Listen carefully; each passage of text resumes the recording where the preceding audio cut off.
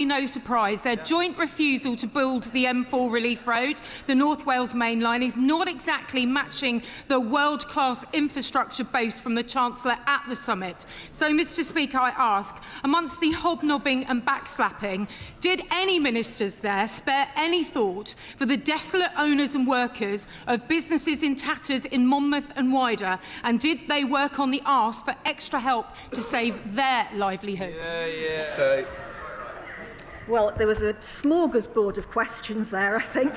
I will just say to her that her party wrecked the economy, starved our public services and exacerbated the cost of living crisis. Our Labour budget is reducing the cost of living, investing in public services and shrinking the national debt, which they increased, whilst at the same time lifting thousands of children out of poverty that the Tories created. David Chabot, Liberal Democrat spokesperson. Thank you, Mr Speaker, and I'd like to start by raising a point of order. The Secretary of State said that the Liberal Democrats were responsible for imposing the two-child benefit cap. That's simply not true. It was imposed by the Conservatives, and we've campaigned tirelessly against it ever since. Will she correct the record? It's your question now. Your question, please. This government keeps claiming that offshore wind will bring down bills for people in Wales and drive economic growth. But research from Greenpeace shows the opposite is happening. The Crown Estate is pushing up bills by running uncapped auctions that force energy companies to pay huge fees just to use the seabed. Those extra costs are added straight onto the energy bills of families and businesses across Wales, meaning Welsh households pay more, the profits are taken out of Wales, while the Crown Estate CEO pockets £1.9 million a year. Why is the government allowing the Crown Estate to drive up energy bills, and why won't they force the Crown Estate to manage Welsh natural resources in the public interest rather than their own? Service Day. Every Wales questions, the honourable gentleman turns up and starts talking about how he doesn't want infrastructure built in Wales. His party were one of the architects of austerity and the crushing poverty faced by so many across the UK. This Labour government has turned the page on their austerity legacy, bringing down energy bills, increasing the minimum and living wages for around 160,000 Welsh workers and scrapping the two-child cap. Sir Bull, Secretary. Minister. I thank the member for raising this important matter. The Home Office is working closely with the Welsh Government to share information and coordinate work to prevent and respond to child sexual abuse and exploitation, including grooming gangs, and that includes taking forward the recommendation of Baroness Casey's audit, and I strongly welcome the continued support of the Welsh Government as we do so. Mr Speaker. Welsh Labour voted against a grooming gangs inquiry in the Senate. Labour in Westminster voted against a grooming gangs inquiry. Now Scottish MPs have been bemoaning the lack of action from the SNP and the Scottish Government. With Welsh Labour also dragging their heels over this inquiry, will the Secretary of State step up and ensure that Welsh Labour have a Wales-wide inquiry into this horrific scandal? I am disappointed in the honourable member. The member must have forgotten that the previous inquiry was not implemented in any way, shape or form. And we have accepted Baroness Casey's recommendations in full. We are working together, Welsh Government and the Home Office, alongside Baroness Casey to urgently appoint a chair. It is victims' voices that should be at the heart of this inquiry, and it is imperative that any chair appointed earns the trust of the victims who've been let down far too often. For those victims, we must get this right, and we can absolutely do no less. Nick Smith.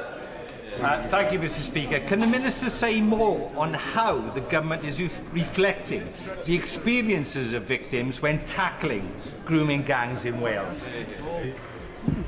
Minister. Absolutely. I thank my honourable friend for raising this really critical matter. We are putting victims' voices right at the heart of this inquiry. Their voices must be heard. And we are ensuring we are accepting Baroness Casey's recommendations in full. including the introduction of a mandatory reporting, the creation of new Child Protection Authority, and ending the 3-year statute of limitations period for personal injury claims, making sure, once again, and I'll say this once again, that victims' voices are at the heart of this inquiry. They have been forgotten for far too long. Number 5, please, Mr. Speaker. Thank you, Mr. Speaker. I'm delighted to hear about the new jobs created. Excuse me, Mr. Speaker. Announcements over the past month demonstrate that our industrial strategy is working. In November alone, this government announced investments to create over 11,000 jobs in Wales. The Wales Investment Summit just this week showcased investments totalling £16 billion, which are expected to bring tens of thousands of jobs to Wales. Thank you, Mr. Speaker. Montgomeryshire and Glyndŵr is home to the largest one-day livestock market in Europe, just off the Buttington roundabouts in Welshpool. Will my right honourable friend join me in welcoming the 55 jobs that have been created within the last month alone on the Buttington roundabout? And would she consider joining me for a milkshake in one of the multiple places we could now get one together in Buttington? Secretary of State. I'm very pleased to hear of the new jobs created at Buttington Cross, and I'd be delighted to join him for a milkshake. Strawberry, please. Our landmark May deal with the EU included a commitment to a comprehensive SPS agreement, which we are now actively negotiating. This will reduce paperwork, delay and costs for Welsh farmers exporting their animals and produce to the EU. This government is backing our farmers and food manufacturers. Jamie Stone, are you standing or not? ONS reveal a scandal. Order. I did call Jamie Stone. Oh, I'm sorry. Don't worry. Mr. Speaker, I'll be brief. We've heard about the benefits that small modular reactors can bring to Wales and indeed to England. Would the Secretary of State agree with me it'd be a very good idea if the Secretary of State and I invited Mr John Swinney to come to Dounreay to hear from the workforce how badly they want one up there? Minister. I absolutely do not understand why the SNP government are not willing to see the creation of jobs and opportunities for people in Scotland because of their ideology around new nuclear. Mims Davis, Shadow Secretary of State. Why, thank you, Mr. Speaker. ONS reveal a scandalous 1,000 jobs are being lost every single day across the country, meaning Aston Martin is not immune from this government's economic recklessness and could soon be forced to make over 100 job losses because of the poor trade deal Labour struck with the US. Mr. Speaker, the deal absolutely has no guarantee that small volume car makers like Aston Martin get fair access to the 10% tariff rate from 2026, meaning they could face an eye-watering tariff of 27.5% being imposed if they are squeezed out of the 100,000 car quota to the US. What will the Welsh Secretary do? Will she turn up to ensure that the iconic Welsh car makers get fair access to the US trade? I can tell the Honourable Lady that I have been in discussions with Aston Martin, as have Cabinet colleagues, and we are doing everything we can to protect the car industry in this country. One of the biggest problems arising in the car industry is due to their botched Brexit deal, for which she and her government were responsible. John Cooper. Question number 7, Mr. Speaker. The Welsh tourism sector is thriving. Last year, British residents alone took over 7 million overnight trips to Wales. The Welsh Government's visitors levy could raise as much as £33 million a year across Wales to invest in communities and tourism if all councils were to introduce it. This is an excellent example of the Welsh Government leading the way. And as announced last week, a similar overnight levy will be introduced in England, allowing mayors to invest across their communities. Cooper. Mr. Speaker, hospitality in Wales and across the United Kingdom is dying on its feet. It needs a shot in the arm. Instead, the Binfire budget last week gave it a shot in the head. This is more money coming out of businesses, is it not? Minister. Quite the contrary. This will boost the economy by up to £33 million if all councils were to accept that across Wales. I don't think that will... The member going out should wait to 2 questions. Minister. Wales is leading the way on this, and I am proud to be from a city, from Cardiff, where we're introducing this levy and where people come in droves, and I know they'll continue to come in droves. Perhaps the honourable member should look to his own ranks first, because Conservative-run Great Yarmouth Council have supported this form of tourist levy for years. Alex Burris-Curtis. Thank you, Mr. Speaker. In the budget last week, the UK government gave... Thank you. Thank you so much. The UK government gave mayoral strategic authorities in England the power to propose local overnight visitor levies, something that has already been introduced in Wales. Does she agree with me that this is another example of the UK Labour government and the Welsh Labour government working together to share best practice to better our country? Can I also take the opportunity to ask her to join me in celebrating Cardiff Rugby's 149th birthday, which they celebrated this week? Minister. I thank the honourable member. And would also like to wish Cardiff Rugby a Pembroke Happies on their 149th birthday. But I absolutely agree with the honourable member. Welsh Government is leading the way, and it is fantastic to see a similar overnight levy introduced which will be introduced in England. This is the power of partnership, 2 Labour governments working together. Before we come to Prime Minister's questions, may I extend a warm welcome to the President of the Parliament of Montenegro and his delegation who are in the gallery today. We now come to Prime Minister's questions. Number 1 goes to Ian Lavery. Prime Minister. Thank you, Mr. Speaker. Mr. Speaker, our budget took important measures to tackle the cost of living. That's why we've frozen rail fares, prescription charges and cut energy bills for every family by £150. Today, Mr. Speaker, we're going further. For too long, parents have been pushed into spending more on infant formula than needed, told they're paying for better quality and left hundreds of pounds out of pocket. I can announce today that we're changing that. We will take action to give parents and carers the confidence to access infant formula at more affordable prices, with clearer guidance for retailers and helping new parents use loyalty points and vouchers. Together, Mr. Speaker, that will save them up to £500 before their child's first birthday. That builds on our action to lift 500,000 children out of poverty and breakfast clubs, and our child poverty strategy will be published later this week. This morning, I had meetings with ministerial colleagues and others. In addition to my duties in this House, I shall have further such meetings later today. Thank you, Mr. Speaker. The North East is still picking up the pieces of the destruction and decimation of 14 years of Tory government. Men in the North East of England still expect to live 10 years less than people in other parts of the country. Women in the North East of England are making, on average, more than £11,000 in wage than people in other parts of the country. 33% of kids in my patch in Blythe and Ashton are living in poverty. The unemployment rates are above the national average, and the national wages are below the national average. You know, Mr. Speaker, the people in the North East are a proud breed, and we deserve much more than this, mate. Can I ask the Prime Minister if he can assure me and the people in my constituency and in the North East if there's much to look forward to on the horizon? And will he meet with me to discuss how we can shape it? Prime Minister.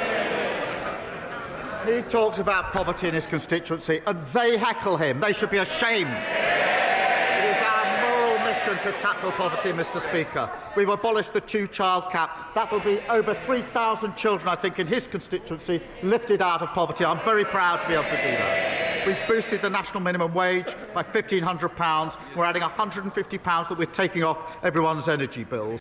We're driving economic growth right across the country, devolving power and investing across all of the country. Come to the Leader of the Opposition, Kemi Beno. Thank you, Mr. Speaker. And can I first of all pay tribute to Sir John Stanley, who passed away yesterday. Sir John was a dedicated MP for 41 years, and we send our deepest condolences to his family. Mr. Speaker, does the Prime Minister believe that when an organisation descends into total shambles, the person at the top should resign? Mr. Speaker, can I first join in her comments in relation to Sir John, and I'm sure I speak for the whole House in that respect. Mr. Speaker, I was very proud to lead this party at the budget last week, where the Chancellor set out that we would protect the NHS, which we've done in the budget, create the conditions for economic stability, not repeating the mistake of austerity, and bearing down on the cost of living by taking £150 off energy bills. We're fixing the mess that they left, and I'm very proud to be doing so. Mr. Speaker, he doesn't want to answer a question about taking responsibility because he likes to blame everyone else except himself, and so does the Chancellor. We now know that the head of the OBR was forced out for telling the truth, that the Chancellor did not need to raise taxes on working people. We also know that the Chancellor was briefing the media, twisting the facts, all so she could break her promises and raise taxes. Mr. Speaker, if she was a CEO, she would have been fired, and she might even have been prosecuted for market abuse. That's why we've written to the Financial Conduct Authority. So will the Prime Minister ensure the Chancellor fully cooperates with any investigation? Mr. Speaker, she's completely losing the plot. She clearly didn't read. May I pay tribute to Richard Hughes and his leadership of the OBR? He made very clear why he stepped down, and I've made very clear my support of the OBR. But she says take responsibility. Under this Chancellor, Mr. Speaker, growth is up this year, defeating and beating the forecast. Wages are up, more since the general election than in 10 years of the Tories.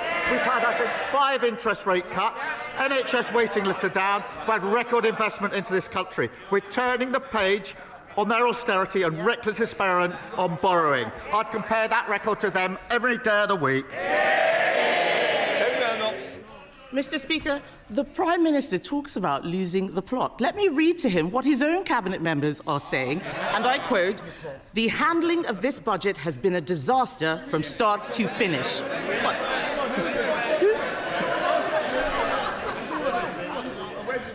Yes. Who said bad?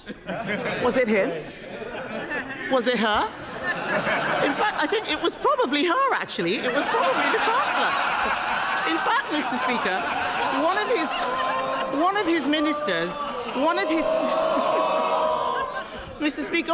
of his ministers said the Chancellor and Prime Minister look weak and incompetent. The country agrees.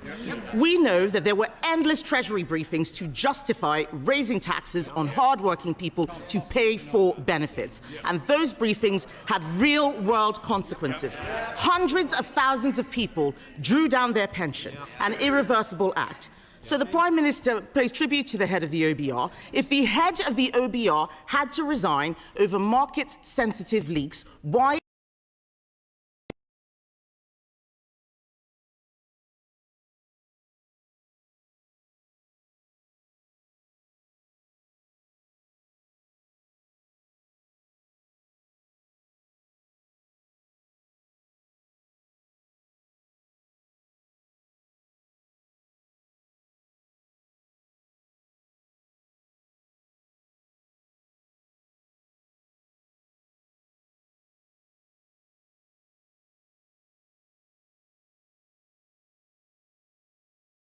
and prescription as well. Order. Mr Holden, your voice carries more than mine. The difference is yours will be carrying outside, not in the chamber. Prime Minister. Mr. Speaker, what she doesn't understand that picking up a £16 billion tab for their failure is not a good starting point for any budget. And the OBR said yesterday, Mr. Speaker, that the Chancellor's speech was not misleading. So if the Leader of the Opposition had any decency, she'd get up now and apologise. Mr. Speaker. You might be enjoying a cup of tea with Mr Holden if you carry on. Mr. Speaker, no one believes a word that the Prime Minister says. We now know the black hole was fake, her book was fake, her CV was fake, even her chess claims are made up. She doesn't belong in the Treasury, she belongs in La La Land. They raised taxes on working people, that's £16 billion, was to increase benefits to protect them from their backbenchers. He now boasts about removing the two-child benefit cap.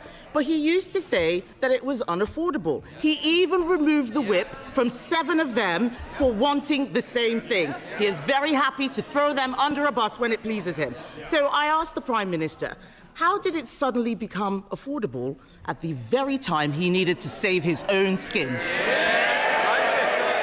Mr. Speaker, the vast majority of families we helped in the budget are in work. Yes. 3/4 of children in poverty are in working families. Their policy of nearly 10 years on the two-child benefit cap had one result and one result only. It dragged hundreds of thousands of children into poverty. They should be utterly ashamed of that. And I'm very proud that we're lifting 500,000 children out of poverty, because I profoundly believe that every child should have a chance in life. Every child should be able to go as far as their talent will take them. So that's why we're lifting 500,000 out of poverty. But they're the same old Tories, the party of child poverty. If all of this is true, why did he take the whip away from the people who are asking for it? Let's remind the Chancellor, exactly a year ago today, on the 3rd of December 2024, the Chancellor said, we will never have to repeat a budget like this one. If only. He may have taken the whip away, but the rebels had the last laugh. The Prime Minister has lost. He can't run his own party. He can't, let alone the country, Mr. Speaker. Let me quote what the hard-left former Shadow Chancellor said. He said, we've won. He's right, isn't he? Prime Minister. Speaker, I've said repeatedly that bringing down child poverty is a moral mission, a political mission, and a personal mission. They drove hundreds of thousands of children into poverty who will pay the price for the rest of their lives for their failure. We're taking 500,000 of them out of poverty. Very proud to do so. That is good for children, it's good for the economy, and it's good for the NHS, who will have less of a burden on them. They should be ashamed of what they did on child poverty, and she should stand up and she should apologise. Mr. Speaker, let me tell the Prime Minister,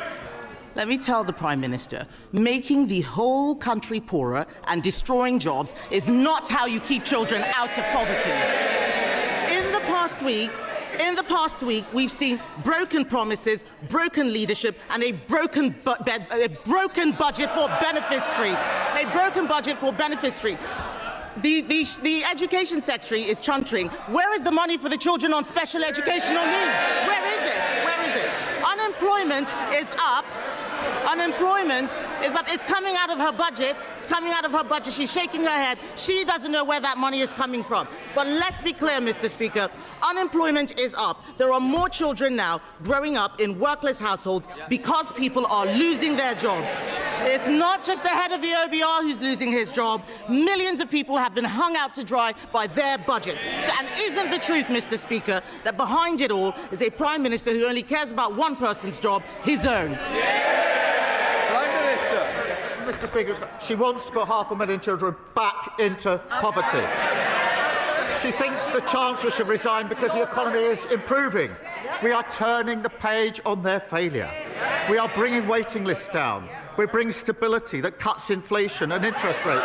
And we're bringing down bills. We're building a brighter future.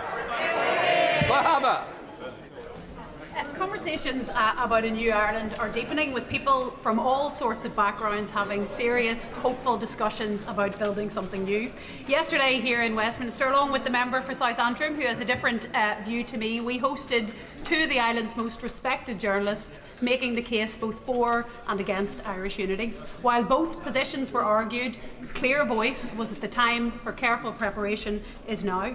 Does the Prime Minister agree with me that while there is much work to do before any referendum, referendum that to avoid a mess like Brexit, it is prudent and completely compatible with the Good Friday Agreement for the Irish and British governments to jointly prepare for constitutional change? Prime Minister. Can I thank her for her question?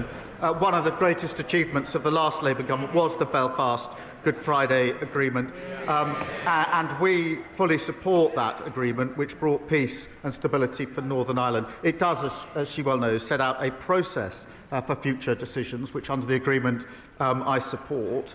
And we are focused in working constructively with the Executive and others on all issues, including the record settlement under the budget for Northern Ireland. The Liberal Democrat, Sir Ed Davey. Thank you, Mr. Speaker. Can I join the Leader of the Opposition in paying tribute to Sir John Stanley and sending our condolences to his family? I had the huge pleasure of working with him over a number of years on developing the relationship between our country and Korea, and he was always a true gentleman. Mr. Speaker, yesterday I was in Royal Tunbridge Wells, where tens of thousands of people have had no water for 5 days. This is now a public health emergency, and shockingly, it's the second time in just 3 years when South East Water have let down the people of Tunbridge Wells badly. Parents are queuing up for bottled water for their kids. Pensioners are relying on neighbours to fetch some water for them. Businesses have closed down. Schools and GPs have been forced to shut.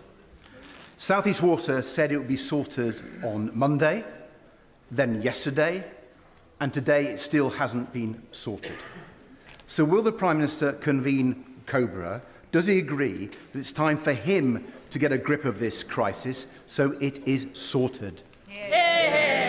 Well, can I thank him for raising this really important issue? And it is shocking for all the reasons he set out. And I too have heard South East Water say, as he rightly says, actually Sunday into Monday, Monday into Tuesday, and Tuesday into Wednesday, that they were sorting it, and they still haven't sorted, and there's really serious consequences. And we are bearing down on that, as he would expect, because it's such a serious issue. Sir Ed Davey.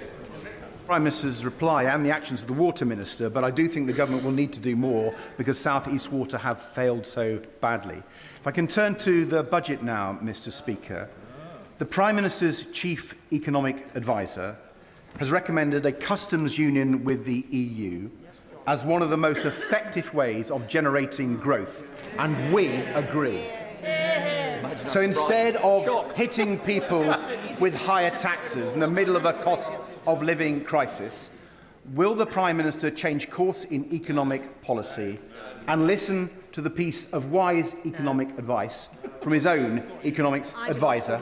Prime Minister. Well, Mr. Speaker, we are getting closer relationships with the EU on a number of fronts, including trade and the economy, because that is good for businesses across our country, has been welcomed by them. We'll continue down that path, but we do have clear red lines in relation to the single market and the customs union. So within those constraints, we will move closer. Dr. Becky Cooper. Mr. Speaker, gambling addiction is a serious public health harm, causing ill health and misery for millions of people in this country. The industry now spends £2 billion a year on advertising, often targeting vulnerable people and exposing our children to harm. Along with many members across this House, I very much welcome the Chancellor's announcement last week to tax harmful online gambling products.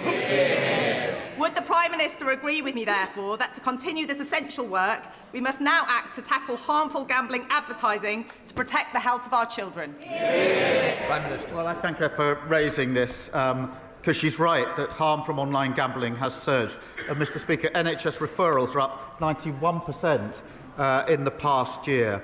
The decisions we made in the budget mean investment in public services and lifting over 500,000 children out of poverty. But we are working with industry to ensure that adverts don't exacerbate harm. And through our £26 million investment, we're helping the Gambling Commission crack down on black market sites and illegal adverts to keep players safe.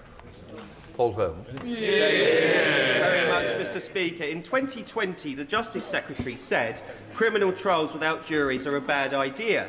The Prime Minister himself said there should be a right to trial by jury in all criminal cases. Now they want to scrap them.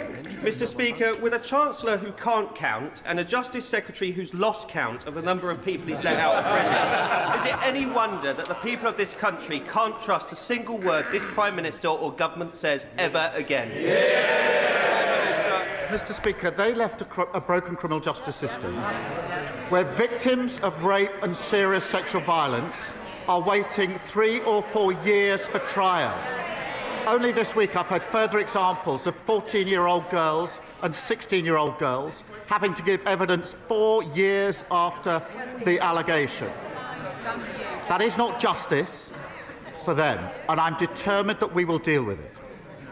Now, as he well knows, of all criminal cases going to court, 90% have always been in the magistrates' court. 90%. 10% go to the Crown Court. Of that 10%, 7% plead guilty. That means that 3% of all criminal cases go forward for a jury trial. Not all of our cases. We are making changes, sensible changes, to ensure that we can make sure that victims get justice and it's denied under the failure that they left. Thank you, Mr. Speaker. I'm really pleased to hear many constituents tell me how much local NHS services have improved since this Labour government entered office. But some, like David Wootton from Atherstone, have faced long delays. He was told he'd have to wait 5 months for X-ray results from George Eliot Hospital, and he's not the only one. My constituents in North Warwickshire and Bedworth deserve better. Can the Prime Minister set out how he will go further and faster to get our NHS fighting fit again? Prime Minister. Can I start by saying I'm sorry to hear that David, her constituent, is waiting. We did take decisions at the budget to invest in the NHS and tackle waiting lists. And that is to help people like David. We delivered £29 billion extra investment into the NHS and scrapped NHS England to invest in the front line. We are opening, Mr. Speaker, 250 neighbourhood health centres to treat patients closer to home, and we've got over 5 million extra appointments being delivered.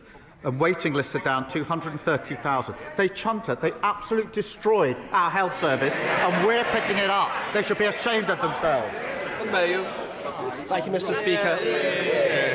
My constituent Claire, she runs Claire Howard Jewellery in Fakenham, and she's just one of many small business owners who contacted me after the budget from last week. She was absolutely incensed by the style of the Chancellor, where she seemed to give the impression that she was reducing taxes on small businesses, when the exact opposite is the case. Claire's tax is going up on her shop, not coming down. So could the Prime Minister do Claire and many other shop owners the common courtesy of just admitting that their taxes are going up and not down? Prime Minister. He raises an important point. Let me address it. Because at the heart of this issue is that temporary business rate relief was put in during the pandemic by the last government. That was the right thing to do, and we supported it, but it was temporary relief. That is now coming to an end, and obviously there's a re-evaluation that goes with it. So what we're doing is permanently lowering the rates for leisure, retail and hospitality, but because of what the changes are, we're putting in transitional relief of £4 billion. That means there'll be a cap on increases for small businesses, and we're finding that by adjusting the burden between them and the online giants. But in the end, it's the temporary business rates coming to an end that we have to adjust through this policy. Oliver Ryan. Thank you. Thank you, Mr. Speaker. And I declare an interest as the chair of the All-Party Parliamentary Group on Multiple Sclerosis and as the proud son of a lifelong multiple sclerosis patient, and she joins us in the gallery today. Neurological conditions like MS or Parkinson's affect 1 in 6, but wait times for first and follow-up neurology appointments have increased by a huge 65% since 2020, risking delayed treatment and diagnosis at critical time. Now, I'm proud this government is bringing NHS waiting lists down, cutting emissions, investing in care and equipment. But will my right honourable friend, the Prime Minister, formalise these efforts and support an NHS modern service framework for neurology and get these wait times down? Prime Minister. Can I thank him for his question and for sharing the personal interest that he has in this. We are focused on bringing down waiting lists and making sure every patient receives the best possible care. As he knows, the 10-year health plan announced a new modern service framework to help rapidly improve care, and I'll reassure him we'll do absolutely consider whatever else we can do. And in the meantime, we're acting to improve neurology care and have cut wait time for care, neurology waiting times by over 15,000. Thank you, Mr. Speaker. Alison in Oxford is threatened with new service charges by her housing association, Green Square Accord, for shrubbery she happily cut herself for 22 years and a cleaning of a communal area that simply doesn't exist. Meanwhile, Rebecca's charges have more than doubled over the last 4 years with no explanation why. They are not the only provider doing this. It's a wild west out there.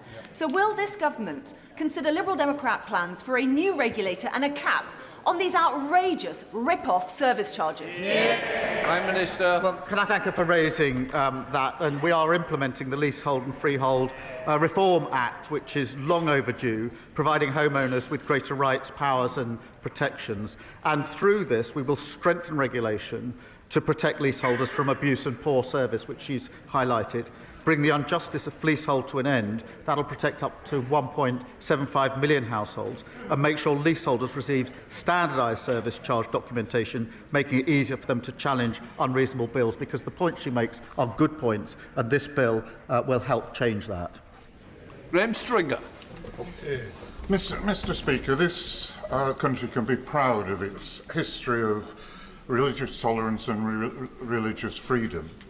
The quid pro quo of that is the right to criticise religion. Can the Prime Minister ensure this House that there will be no introduction or reintroduction of a blasphemy law, either by statute, by judicial overreach, or by a non-statutory definition of Islamophobia? Yes, I can give him that assurance, and it's important that I do so. Lewis Cocking.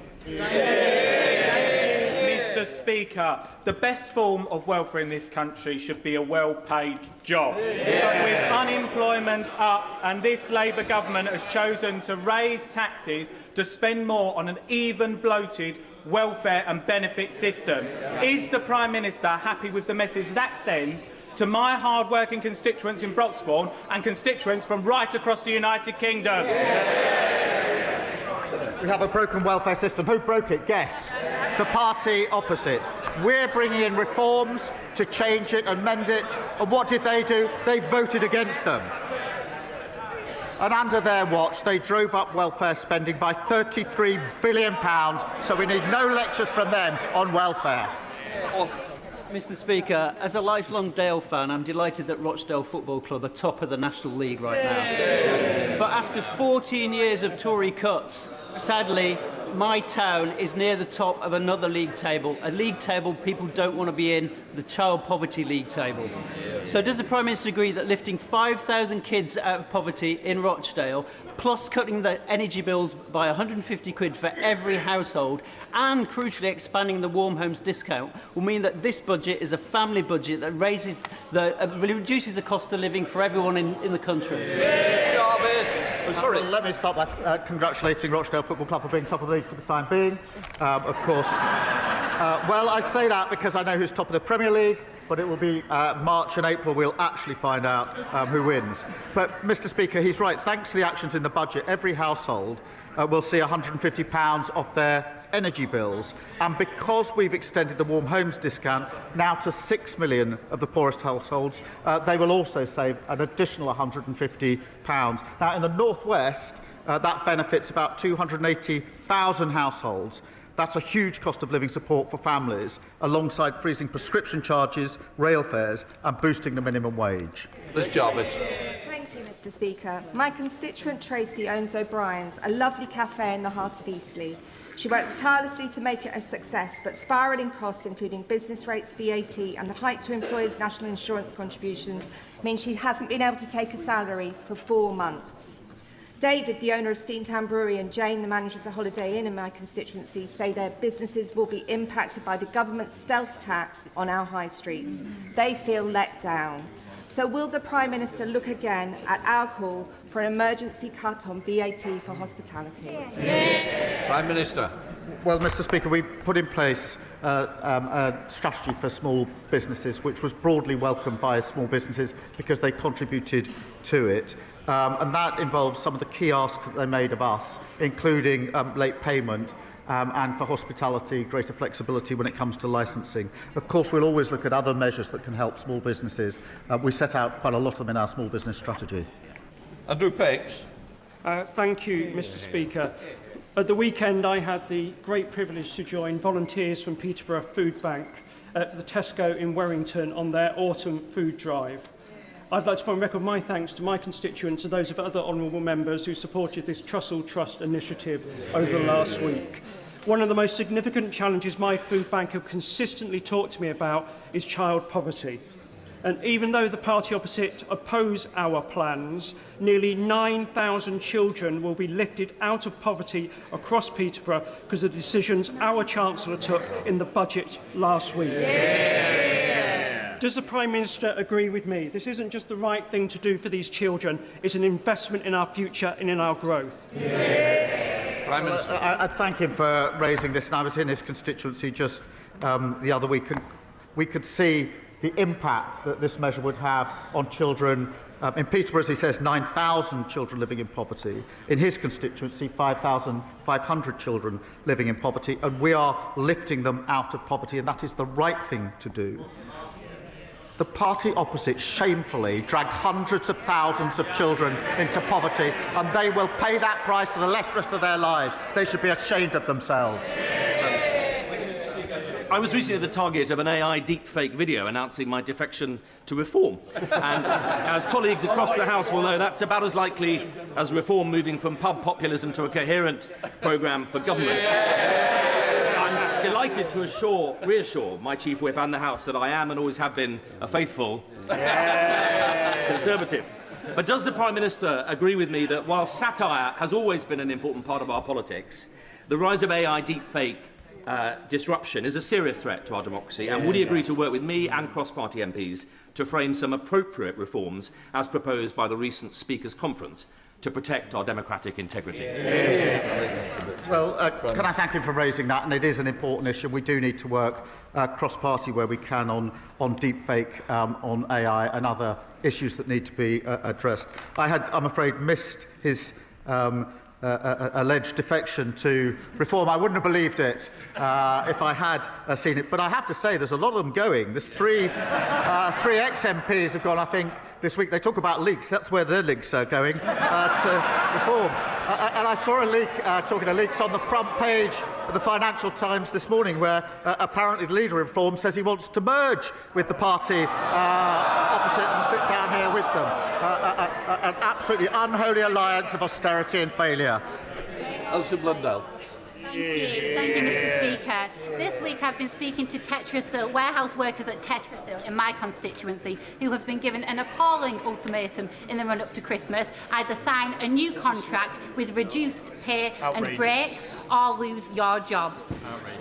Can the Prime Minister advise me what action can be taken against rogue employers like Tetrasil who take action against workers and seek to exploit them and undermine their rights? Well, can I thank her for raising this and for fighting hard for her constituents who are facing awful uncertainty, which is bad enough at any time of the year. It's really bad at this time of the year, and our thoughts are with the workers and their families who are facing the uncertainty that she has flagged. Our landmark Employment Rights Bill will strengthen workers' rights and put them in a better position, including ending unscrupulous fire and rehire practices. But I thank her for fighting for her constituents. Shocker Adam. Thank you, Mr Speaker. No religion, no theology, no philosophy is beyond critique or scrutiny, and we must protect freedom of speech at all costs. But Islamophobia is real. At least for Zainab Hussein in my city, who was run over not just once, but twice simply for being a Muslim. She survived. Not so lucky was Makram Ali, who was killed outside Finsbury Mosque simply for being Muslim. Not so lucky was Muhammad Salim, who was stabbed to death simply for being a Muslim. I would like to ask the Prime Minister that in opposition, that a definition of Islamophobia was adopted. In government, it has been dropped. Can I ask what's changed? Prime Minister. Can I thank him for raising those examples of hatred in his constituency, and he's right to raise them, and we should all condemn them. Hatred in all its forms should be condemned by all of us in this House, and that includes anti-Muslim hatred as well, and we intend to act on it. Right. Please, Anna Dixon. Mr Speaker, this week I met constituents Mike and Sue. Their autistic son, Jimmy, was imprisoned as a young man. The judge recommended a sentence of 2.5 years. Jimmy is now in his 40s. He's been in prison for nearly 20 years on an IPP sentence. Jimmy's doctors say he's safe and well for discharge. There's a supported living flat waiting for him in Shipley. Will the Prime Minister please help by ending the injustice of these IPP sentences and help get Jimmy home? Prime Minister. Can I thank her for raising this case?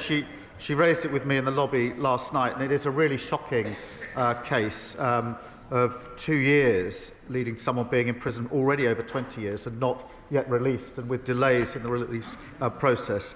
The Justice Secretary will look into this case and meet to discuss her concerns to see what more can be done.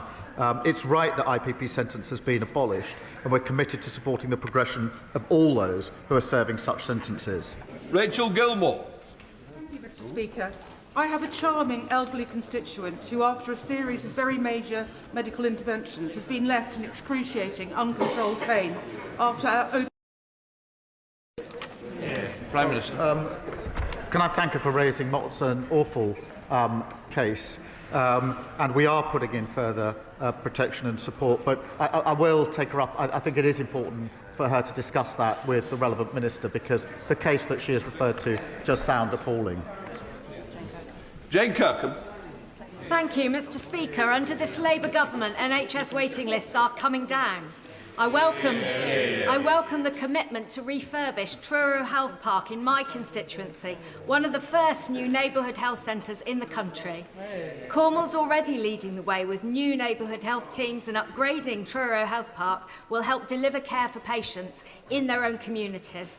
Will the Prime Minister confirm this investment reflects decisions taken by this government to prioritise community healthcare, and that services won't be removed before effective community replacements do come online?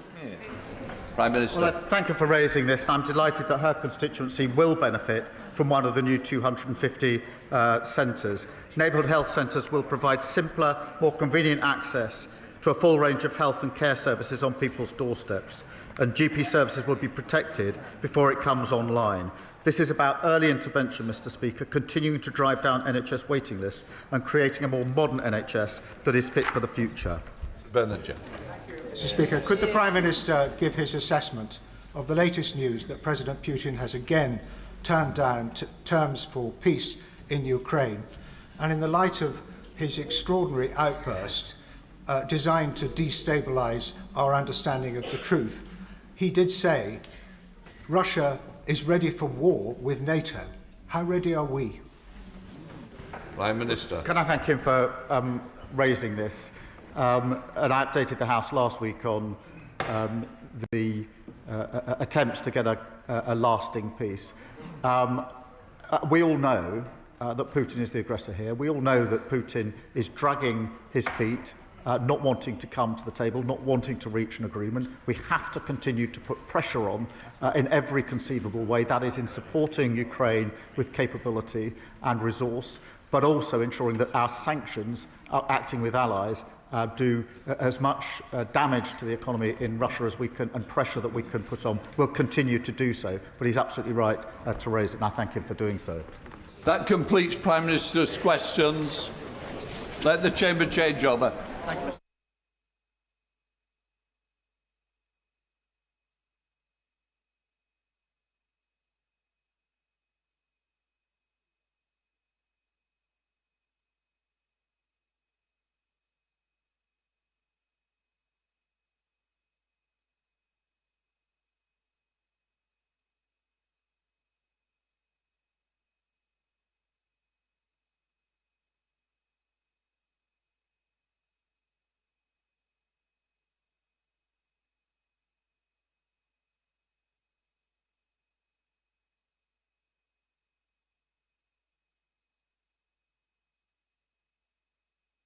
Right, we come to the first urgent question.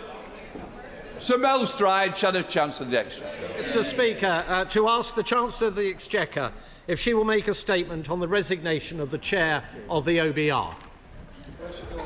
Minister Murray. Thank you very much, Mr Speaker. Mr Speaker, last week the economic and fiscal outlook was accessed prematurely ahead of the budget. The OBR took full responsibility for this and conducted a review into what had happened. That report was published on Monday, and I came to this House to make a statement. That report found, and I quote, systemic issues, which led, in their words, to the worst failure in the 15-year history of the OBR. Whilst I was making that statement on Monday afternoon, Richard Hughes, the chair of the OBR, resigned. The Chancellor has written to Mr Hughes to thank him for his many years of public service, and I have put my thanks on record in this House too. That decision was a matter for Mr Hughes. We will work closely with the OBR to ensure robust security arrangements are in place before the spring forecast and for all future forecasts.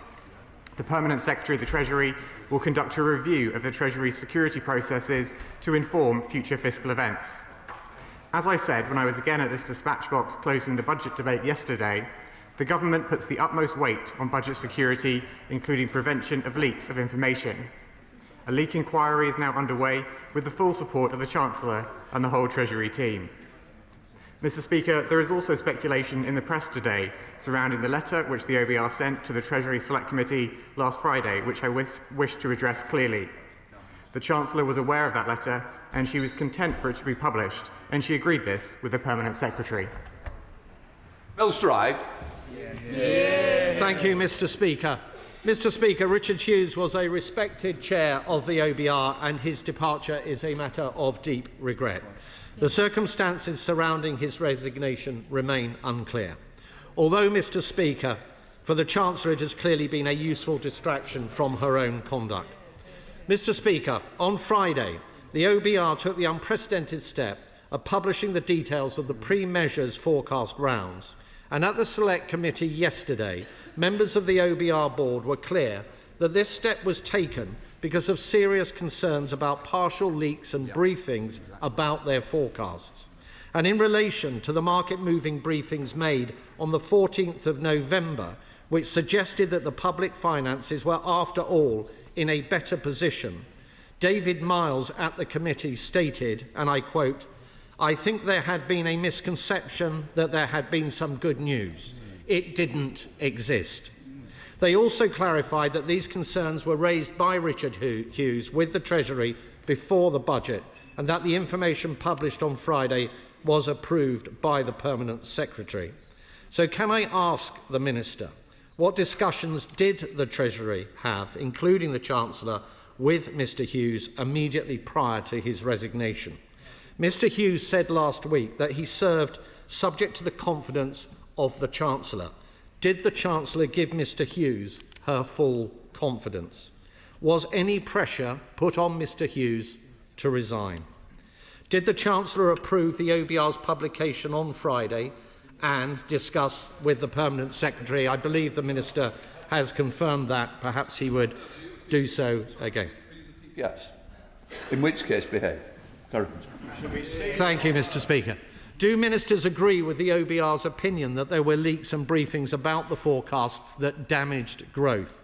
If so, what action was taken by the Treasury regarding those leaks? And can I ask once again in this House whether it was appropriate that the Chancellor herself was opining publicly on the OBR's productivity forecast before the budget, given that these matters should remain strictly confidential? Mr Speaker, as you know, I've written to the FCA seeking a full investigation into these matters relating to the Chancellor's statements on the state of the public finances.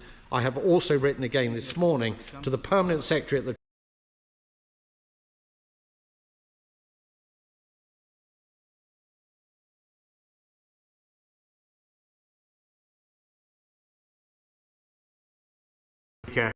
As I made clear in my opening remarks, the decision for Richard Hughes to resign was a matter for Mr Hughes himself. I referred also in my earlier remarks to the media reporting around the letter that the OBR published. That publication of the OBR letter was agreed to by the Chancellor, and it is completely untrue to suggest otherwise. And the reason for publishing that letter was due to the unique nature of this budget in the context of the OBR's productivity review, as they said themselves, whilst acknowledging that this would not become usual practice due to the importance of preserving a private space for discussions. But, Madam Deputy Speaker, we are completely committed to the OBR's independence, and it is a vital part of our fiscal framework. And in fact, one of the first acts of this Parliament was to introduce a fiscal lock so the OBR could never be sidelined. The Shadow Chancellor also referred to comments by Professor Miles at the Treasury Committee earlier this week. And I note that amongst his remarks, he said the fact that it was a positive number, referring to the headroom on the October 31st forecast, he was very keen to be clear now that this did not in any way suggest that the OBR assessment was that the fiscal outlook was problem-free. Dame Meg Hillier. Thank you, Madam Deputy Speaker. Madam Deputy Speaker, when I last spoke in this House, Richard Hughes was still chair of the OBR. I want to pay tribute to him. He was a tenacious champion of its independence, a highly intellectual man who ably led that organisation, and he made an honourable decision to take responsibility for what happened last Wednesday. The Minister has said that there is now a leak inquiry underway in the Treasury. Leak inquiries can have a habit of not finding someone responsible, but if somebody is found responsible, will they follow the lead set by Richard Hughes? Minister. Well, Madam Deputy Speaker, I will not speculate on the outcome of the leak inquiry, but it is underway now with the Chancellor's support. The Government takes our obligations to this House very seriously, and we delivered a budget last week which delivers on the priorities of the British people. Liberal Democrat spokesperson Charlie Maynard. Thank you, Madam Deputy Speaker. On behalf of my party, I would like to thank Richard Hughes for his service, and we respect his resignation. We would also like to thank Laura Gardner, Professor Kieran Martin and Hugh Stevens for the very quick turnaround of the investigation report into the leak. In the report, the point was made that unlike all other IT systems and services, the OBR's website is locally managed and outside of the gov.uk network. The reasons for this decision were made at the time apparently to ensure full independence from the Treasury. Will the Minister soon report back to this House with a timeline for when decisions will be made between now and the OBR's next report in spring 2026 as to how this will be operated going forward, and also provide an outline of how the OBR's website will be operated so that it is both secure and maintain appropriate separation between the Treasury and the OBR? Madam Deputy Speaker, as I've made clear, the Treasury will be focused in the coming months on ensuring that we have stronger information security in the spring forecast and indeed for all future forecasts. The OBR, it's worth my adding, has had significantly increased funding in recent years. Since 2021-22, its budget has increased by 45%. And as an independent organisation, it has full discretion over how it uses its budget. Yuan Yang. Thank you, Madam Deputy Speaker. I join the chair of my Treasury Select Committee in thanking Richard Hughes for his service and commend him for taking responsibility for the security leak that happened under his watch. In the testimony the OBR gave the Select Committee yesterday, they described the 21 billion amount of absolute forecast-to-forecast changes that happens to their own pre-measures forecasts. What that means, in effect, is that between every 6-month forecast, £21 billion on average is wiped off the headroom or added to the headroom on average. What this leads me to be concerned for, Madam Deputy Speaker, is how we can ensure long-termism in the fiscal institutions of the UK, despite this overall focus on headroom. Minister. Well, I thank my honourable friend for her question, and of course the Chancellor set out how important it was to increase our headroom at the budget. We increased it to £21.7 billion, which is so critical for reducing the cost of borrowing and for protecting us against future shocks. As the Chancellor also announced at budget, the forecast that the OBR will produce in spring will not include an assessment of the government's performance against the fiscal rules, and the government will not respond to it with fiscal policy, but the OBR will produce a forecast in spring as would be expected. Father of the House, Sir Edward Lee. For what it's worth, I think the OBR has become too powerful, and we live in a parliamentary democracy, not a quangocracy, and the Chancellor alone should be responsible. But does he agree with this point, that in future all communications between the Chancellor and the OBR should be in deep private. That's the only way the system will work. And we never again want to have selective leaks. Can he promise that won't happen in the next budget? Minister. Well, Madam Deputy Speaker, the Right Honourable Gentleman and I disagree about the role of the OBR, because as a government we are committed to the OBR's independence and its vital role as a core part of our fiscal framework. And as I mentioned earlier, one of our first acts in this Parliament was to introduce the fiscal lock to ensure the OBR could never be sidelined in the way it was by the previous government. In terms of the private space between the OBR and the Treasury, the publication of the OBR's letter, which, as I mentioned earlier, was agreed to by the Chancellor, was due to the unique nature of his budget in the context of the OBR's productivity review. We acknowledge that it would not become usual practice due to for the conversations. Luke Murphy. Thank you, Madam Deputy Speaker. Can I share the remarks of my fellow members of the Treasury Select Committee in commending the work of Richard Hughes, and also for taking responsibility for what the OBR itself acknowledged was the worst failure in its 15-year history.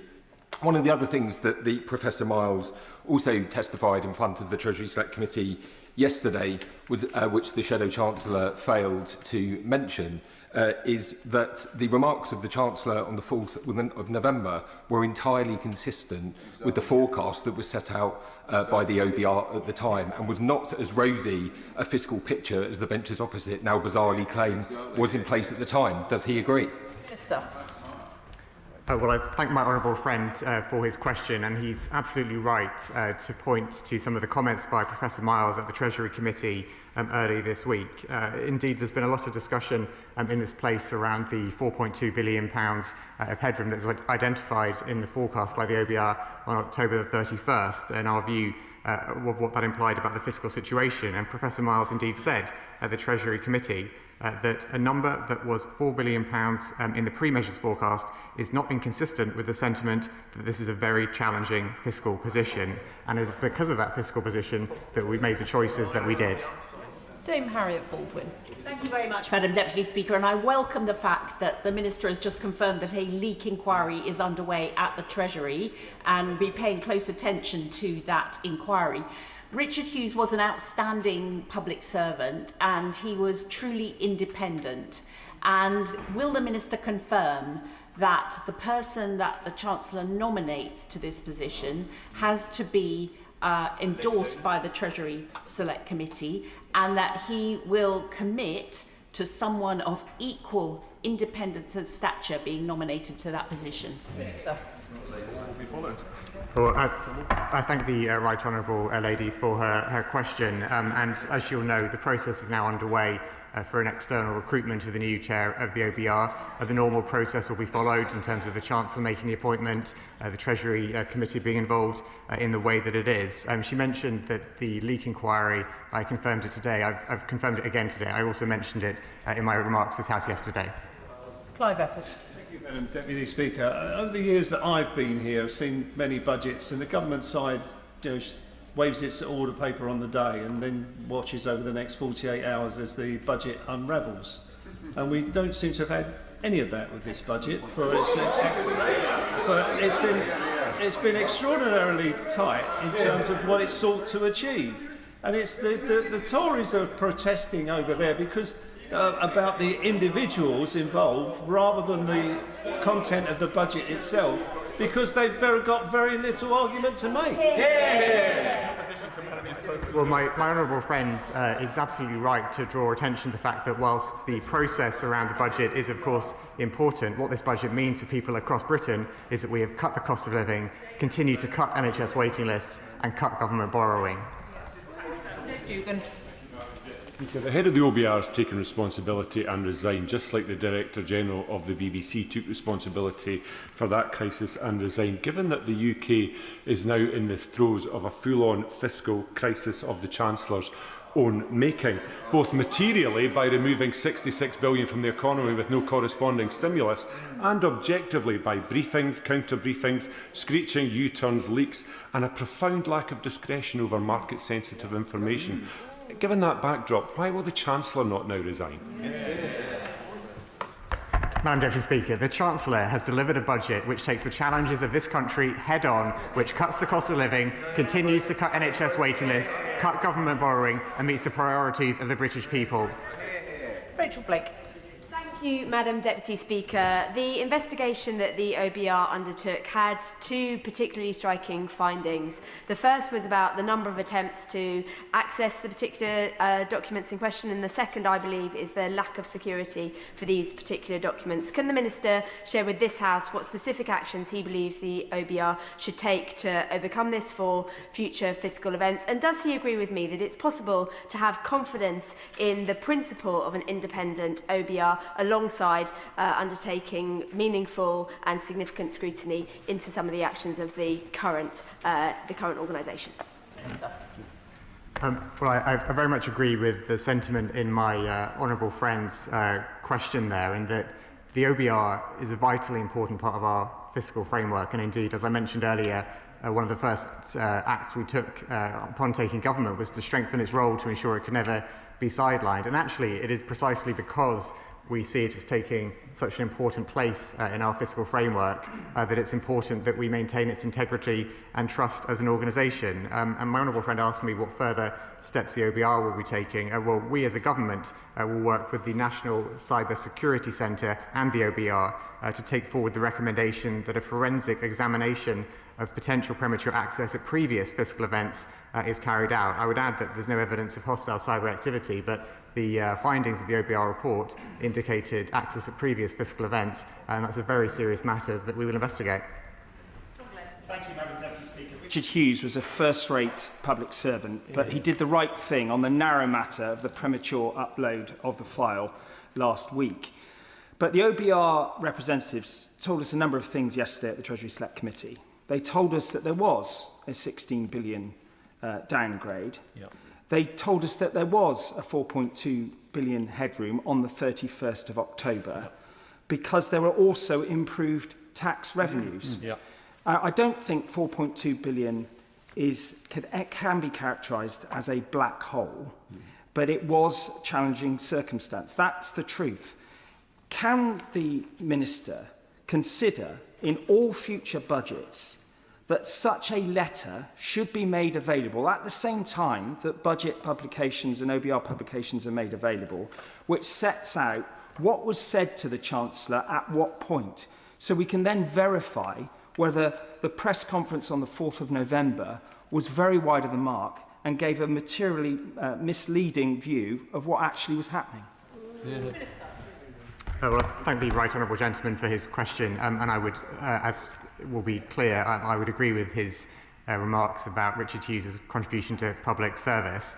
I would disagree with him, however, that the premature publication of the forecast last Wednesday was a narrow matter, because I think what the report showed was that it was not simply a single error, but more systemic issues which are highlighted. So I would disagree with his characterisation of that as narrow. He referred to some of the comments that Professor Miles made at the Treasury Committee, and indeed Professor Miles confirmed that the £4 billion headroom, which was identified in the forecast on October 31st, was not inconsistent with the sentiment that this is a very challenging fiscal position. He also asked about the OBR's letter and the nature of its being published and what that speaks about to the future. As I said earlier, Madam Deputy Speaker, the publication of the OBR letter was agreed to by the Chancellor, and this was due to the unique nature of this budget in the context of the OBR's productivity review, as they said themselves, whilst acknowledging that this would not become usual practice due to the importance of preserving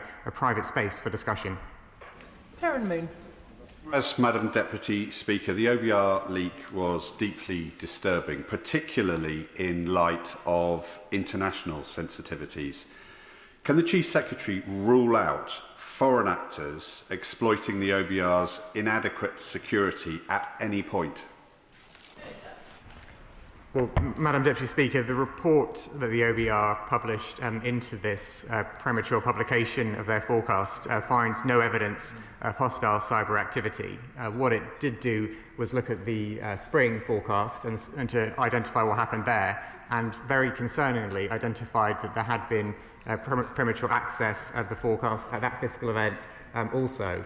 Now, the report did not look further back, for instance, at the Chancellor's first budget last year, or indeed budgets delivered by Conservative Chancellors under the previous government, and that's why it's so important that we take forward the recommendation, we the government take forward the recommendation of the OBR's report to conduct a forensic examination of potential premature access at previous fiscal events. Sir Julian Lewis. Government seem to be keen to maximise the gravity of the OBR's accidental leak whilst minimising the gravity of the Chancellor's deliberate leaks.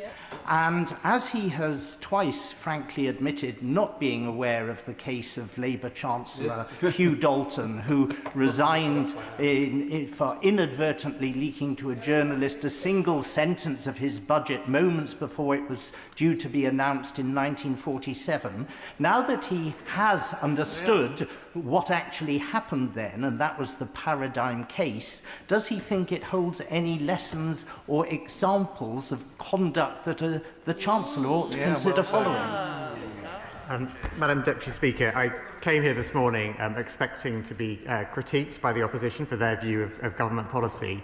I didn't expect a critique of my knowledge of history, but it appears that that's the route that the honourable gentleman wants to take. And indeed, when I gave way to the gentleman sitting to his right yesterday, my right honourable friend, the Health Secretary, said I was being too generous.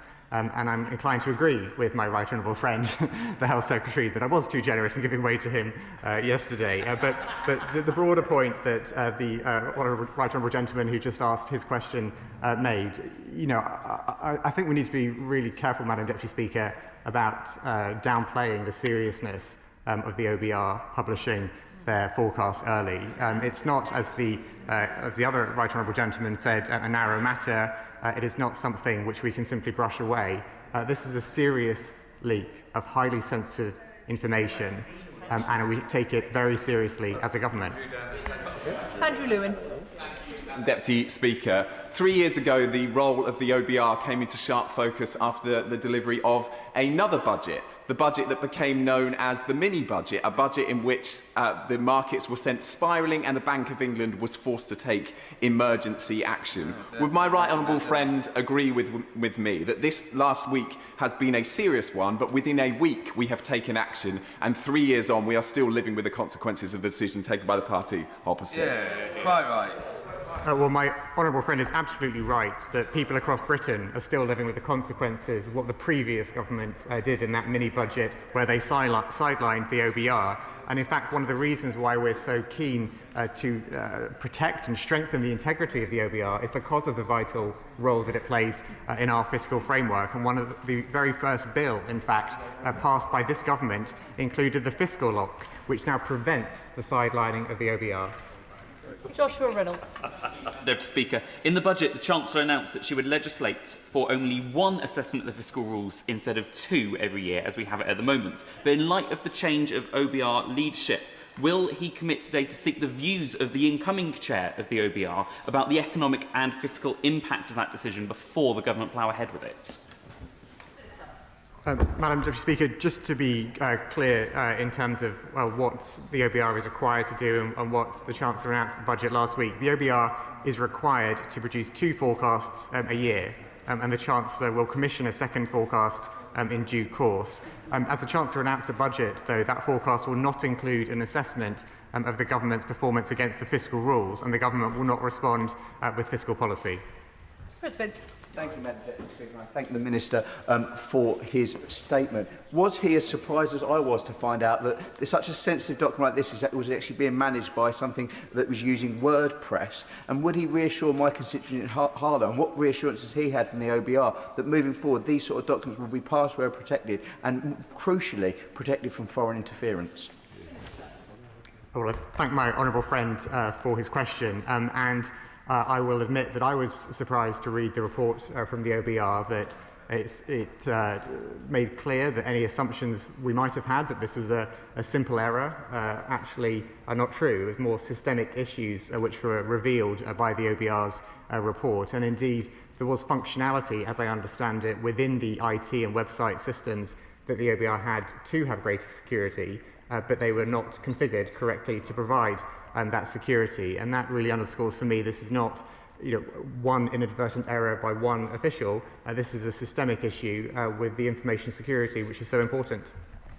Simon Hall.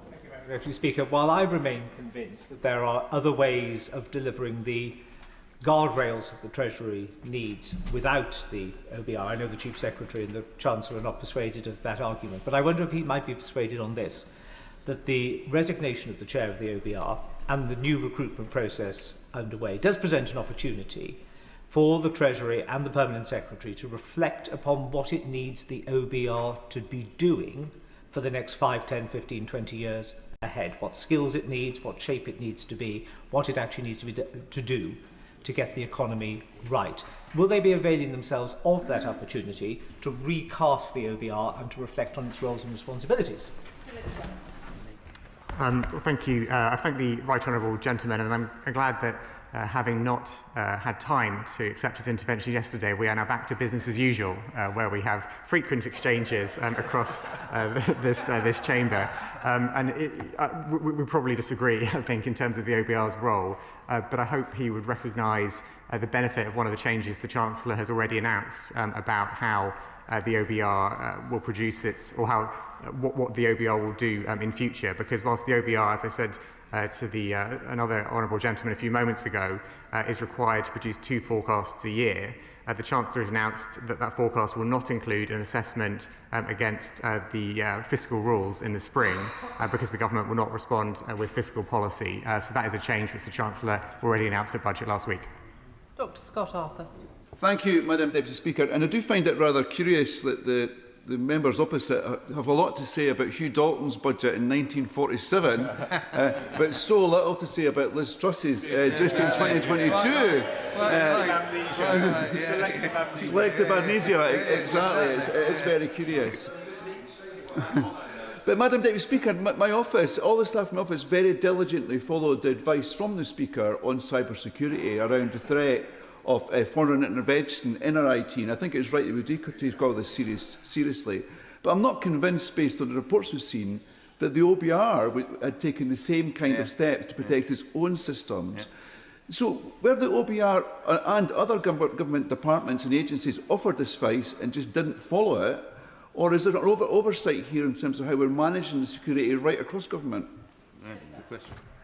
I thank my honourable friend for his question, and he's right to point out that whilst honourable members opposite seem keen to raise points of history, they seem to be rewriting history when it comes to the last few years of their time in office. But my honourable friend asked an important question about cyber security, and indeed the government is going to be working with the National Cyber Security Centre and the OBR to take forward those recommendations in the OBR report about doing a forensic examination of potential premature access at previous fiscal events. I should add, or reiterate rather, for the avoidance of doubt, that the report found no evidence of hostile cyber activity.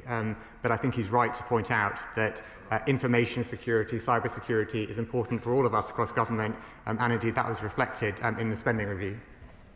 Sir Ashley Fox. Thank you, Madam Deputy Speaker. For the first time in its history, the OBR was forced to correct the record about the forecasting process in the run-up to the budget. Isn't the reason for this because the Chancellor selectively leaked information from the OBR to mislead the public and to justify tax rises? Order. I'm sure the honourable gentleman isn't wanting to suggest that the Chancellor in any way misled anyone. Sir Ashley Fox. That's what he was doing. I'm grateful for your advice, Madam Deputy Speaker, and perhaps I could rephrase it that the Chancellor inadvertently misled the public to justify those tax rises. Madam Deputy Speaker, the OBR set out in black and white that the productivity downgrade reduced tax receipts by £16 billion. They identified causes of that productivity downgrade as being the previous government's record in office, whether that is slashing public investment or the mishandling of Brexit. The Chancellor was clear in her speech on November the 4th that this productivity downgrade, combined with the clear need to increase headroom to build resilience in the public finances, would require everyone to make a contribution, and that is what happened at the budget. Hayes. Thank you, Madam Deputy Speaker. It's a pleasure to see you in the chair. I was disappointed, as was my constituents, by the botched and premature release of the budget on the OBR website, and I welcome the news that the OBR are welcoming in a cyber expert. I sincerely hope it isn't the Leader of the Opposition who, as we know, has formed with accessing websites a little bit improperly, and after all, the Conservatives really couldn't do without her. But my question really is around the cyber security expert reporting back. When will the government expect to hear back, and can we have the assurance that in the interim the OBR have got their security systems into the shape that it needs to be in? Well, I thank my honourable friend for his question, and the government takes this matter very seriously indeed, and we will move urgently to take forward that recommendation of the report, working with the National Cyber Security Centre. And while cyber security is an important matter for the OBR and indeed all government departments and bodies all year round, the forecast is of particular market sensitivity, and it is particularly important to ensure that is kept without being published prematurely. And that's why we take what happened last week and what seems to have happened in spring and what may have even happened at previous fiscal events so very seriously. Final question, Jim Shannon. Thank you, Madam Deputy Speaker. Can I thank the Minister very much for his answers? The OBR assessments have an incredible impact on households and businesses in Northern Ireland, indeed across the whole of the United Kingdom. So can the Minister please outline the steps that are to be taken to ensure full transparency around this resignation and to safeguard trust in the OBR's future work so that public confidence in our economy is not in any way undermined? Thank you. Well, the honourable gentleman is absolutely right to point out the importance of trust, not just in the economy but also the public finances, and indeed the role of the OBR is, in the government's view, a critical part of that trust, and it is because of that role that the OBR plays in our fiscal framework, robust and transparent fiscal framework, that we take the matter of the premature release of this information so seriously, and why we are following up the matters it raises so urgently. I thank the Minister for his responses this afternoon. Brings us to the second urgent question. Matt Weston. Thank you, Madam Deputy Speaker. To ask the Chancellor of the Duchy of Lancashire if he will make a statement on espionage cases and the Official Secrets Act. Minister Dan Jarvis. Madam Deputy Speaker, can I thank the honourable member for raising this urgent question following the deeply disappointing collapse of the prosecution case concerning two individuals charged under the Official Secrets Act of 1911. These allegations were hugely concerning, and we recognise and share the public and parliamentary frustration around this outcome. The government welcomed the JCNSS inquiry and the opportunity it provided for parliamentary scrutiny on this important matter, alongside the ongoing review led by the Intelligence and Security Committee. I'd like to take the opportunity to thank the Joint Committee on the National Security Strategy under my honourable friend's chairship for their diligent and rapid work. The Government will now take the time to consider the Committee's conclusions and recommendations properly, in conjunction with partners referenced in the report, before responding within the 2-month timeframe. However, what I will say today, Madam Deputy Speaker, is that I am glad that the JCNSS report has reinforced two fundamental points which the Government has made throughout. Firstly, and as the Government has been saying for several weeks, the report makes clear that there was no evidence of attempts by any minister, special advisor or senior official to interfere with the prosecution. The JCNSS report states that it found no evidence of improper influence. And despite ongoing questions about a meeting of senior officials that took place on the 1st of September, chaired by the National Security Advisor, the report clarifies that there was no deliberate efforts to obstruct the prosecution. Now, the first Senior Treasury Counsel had already made the judgment on the basis of the evidence that charges could not progress by the 22nd of August, more than a week before the meeting took place. Now, Madam Deputy Speaker, we have been consistent throughout on these points, which runs in sharp contrast to our critics, who initially criticised the government for intervening in the case, and then when it became clear that that was nonsense, criticised us for not intervening in the case. Secondly, the JCNSS report reinforces a fundamental point that I have made to this House previously, that the root cause of the failure of this case was the outdated Official Secrets Act of 1911, which of course predated the First World War. The 1911 Act created an unrealistic test by requiring the prosecution to prove that China was an enemy. The Law Commission had previously flagged the term enemy as being deeply problematic as far back as 2017. Now, the government will continue to work tirelessly to ensure that we have the most effective structures and processes in place to support law enforcement partners in mitigating and prosecuting foreign espionage wherever we find it. More importantly, the ongoing disinformation around the collapse of this case has been distracting from the most important issue that we should be focused on: how the government can work across this House to ensure that Chinese espionage will never be successful in the United Kingdom. As the Prime Minister stated in his speech at the Lady Mayor's banquet on Monday, protecting national security is our first duty. This government will never waver from our efforts to keep the British people safe. That is why, on the 18th of November, I set out a significant number of measures that this government is taking to counter the threat that China and other state actors pose to UK democracy and society. And in line with the JCNSS report, the government will continue to strengthen our processes and preparedness for future threats, ensuring we leverage our new security legislation effectively. Order. Order. Order. The Minister will know that he should have restricted himself to 3 minutes for his response. That appears to have been 4 1/4. Matt Weston.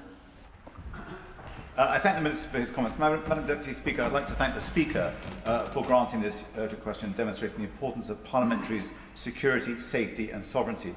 The case of alleged spying on behalf of China caused widespread concern amongst the public and the members of both houses. My committee, which is comprised of senior members of both houses, examined the timeline, actions and decisions from the government and the Crown Prosecution Service. Whilst this was a highly unusual inquiry for a committee to conduct, it was essential that Parliament examine the processes which led to the collapse of the case. Our inquiry found nothing to suggest a coordinated high-level effort to collapse the prosecution, nor of deliberate efforts to obstruct or circumvent constitutional safeguards. However, we did find a process beset by confusion and misaligned expectations, which at points can best be described as shambolic. There were systemic failures and deficiencies in communications, coordination and decision-making between the Crown Prosecution Service and the government.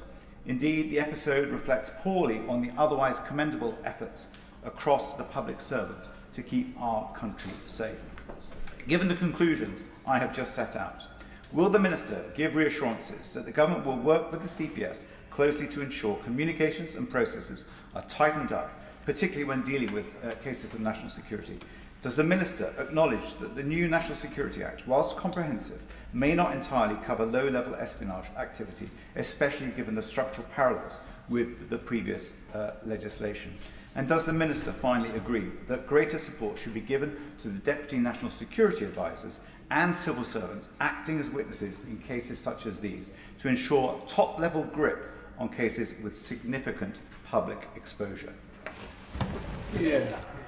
Thank you, Madam Deputy Speaker. As Mr Speaker's rightly acknowledged, these issues require a great deal of scrutiny from Parliament, and the Government is absolutely grateful for the opportunity to engage and work closely with Parliament on these matters, not least because they do deserve and merit careful consideration, alongside decisive action by ministers and, of course, decisive action by senior officials as well. Now, the Joint Committee on National Security Strategy, led by the Honourable Member for Warwick and Leamington, plays a vital role in providing that appropriate scrutiny. And I say that not just as a Government Minister, but as a former member of his committee. I would also extend the same principle to the ISC for the important work that they do. And I do want to take this opportunity again to thank the Chair and the whole of the committee for undertaking this work and publishing a comprehensive report as quickly as they have done. Now, the Honourable Member, the Chair, highlights some important aspects of the report's conclusions and the recommendations and the findings of the work that they have undertaken. And as I have said, the government approaches this issue and will consider the committee's report with the utmost seriousness. Now, I can give him the assurances that he seeks in terms of the government now very carefully considering the findings of the report. And of course, I give him and the House an absolute assurance that we will respond within the agreed timeframe. He mentioned a couple of other points which I would like to respond to briefly now, but happy to engage with him in more detail should he think that that be necessary. He mentioned the role of the CPS. And he will understand that as a government minister, I'm incredibly limited in terms of what I can say about the CPS because they are operationally independent of government. But I think he makes a fair challenge, and of course we'll look carefully at the report's findings in this area. He also mentioned the National Security Act. And whilst I am not in any way complacent with regard to that legislation, I do think that we find ourselves in a much stronger position than was the case previously. But of course, we keep these matters under review, and along with colleagues across government, we are constantly seeking to assure ourselves that the legislative framework that is in place is fit for purpose and is appropriate. And I give him an absolute assurance that that is something that we take incredibly seriously. Finally, Madam Deputy Speaker, he mentioned the Deputy National Security Advisor. Let me take the opportunity again to pay tribute to him for the important work that he does. He is a dedicated public servant and his contribution to our national security is immense. The government is grateful for his service, as I am sure is the whole House. But I'll look very carefully at the points that the Honourable Member has made, and we will make sure that they are properly reflected in the response he receives from the government. Shadow Chancellor of the Duchy of Lancaster. Thank you very much, Madam Deputy Speaker. I thank the Joint Committee for their work. Their report is a damning indictment of the government's handling of the China spy case. Not only has the investigation found, and I quote, serious systemic failures and deficiencies, it was, as the Honourable Gentleman just said, shambolic. It's found as well, surprise, surprise, that there was enough evidence to prosecute the alleged spies. The committee writes, in our view, it is plain that China posed a range of threats to the United Kingdom's national security. In our view, it is plain that, taken together, these amounted to a more general active threat to the United Kingdom's national security. Madam Deputy Speaker, the party opposite tried to blame the last government for the collapse of the case, but this investigation has exposed that that is plainly untrue. I was surprised to hear the Security Minister refer to the deficiencies of the 1911 Act. I draw his attention to paragraph 40 of the report. I think he probably should have read it before he came to this House. It was this government's incompetence which ultimately led to these two men not standing trial. And most worryingly, this report reminds us that there may be many more such cases. Indeed, why wouldn't there be if foreign spies believe they can act against this House with impunity and effective immunity? It is obvious that this government's not prepared to stand firm. Over the past few days, we've heard from the press, not from reports of this House, that the Prime Minister is about to sign off the mega-Chinese embassy in London, despite major security concerns, and that he's preparing to travel to Beijing. Will he, I wonder, have the backbone to stand up for our interests whilst he is there? I will ask the Security Minister three very simple and straightforward questions. First, did the government provide the Joint Committee with the minutes of the 1st of September meeting chaired by the National Security Advisor? The minutes. If not, why not? Second, a number of ministers during the many debates we've had in this House appear to have made inaccurate and misleading statements on at least 6 occasions. Will the Minister ensure that corrections are made to Hansard so that the record is straight? And third, given that the Joint Committee has concluded from the evidence it was given that China is a general threat to the United Kingdom's national security, does the government agree? And if it does, how can it justify supporting the mega embassy? Before I call the Minister, can I make the point to both front benches now that in urgent questions, the Minister has 3 minutes to respond. The opposition front bench should have taken 2 minutes. As an advisory note to the Liberal Democrats, it's 1 minute. And can I commend the Honourable Member for Warwick and Leamington Spa for managing to stay well within his 2 minutes. Minister. Thank you, Madam Deputy Speaker. Madam Deputy Speaker, a few moments ago, I spoke of the careful consideration and appropriate scrutiny with which this matter deserves. And whilst many members of both houses and members of all parties on the Honourable Gentleman's Committee have adopted such an approach, I have to say that I am disappointed that the Honourable Member opposite continues to choose a different approach.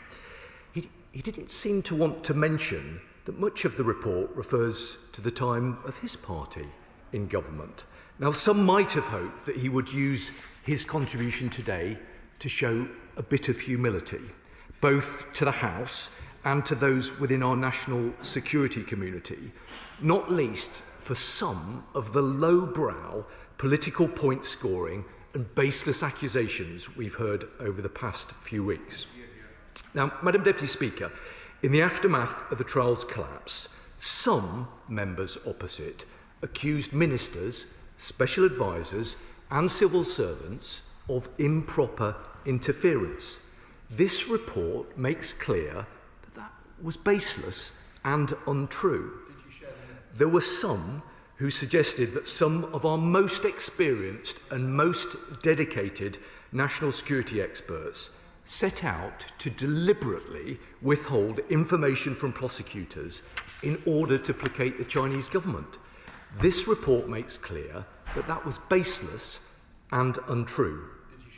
There were some who suggested that their failure to update critical national security legislation was immaterial to the case that was being brought to trial.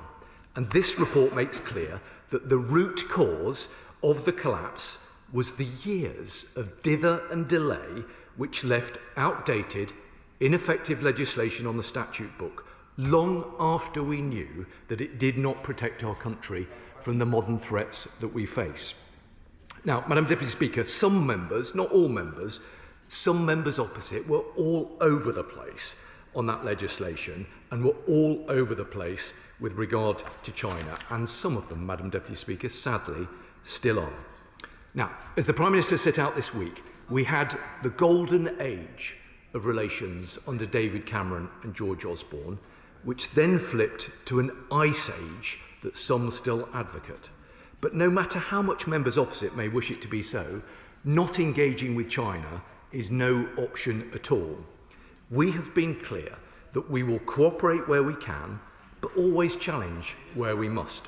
Now, Madam Deputy Speaker, when we say that national security is the first priority of this government, we mean it.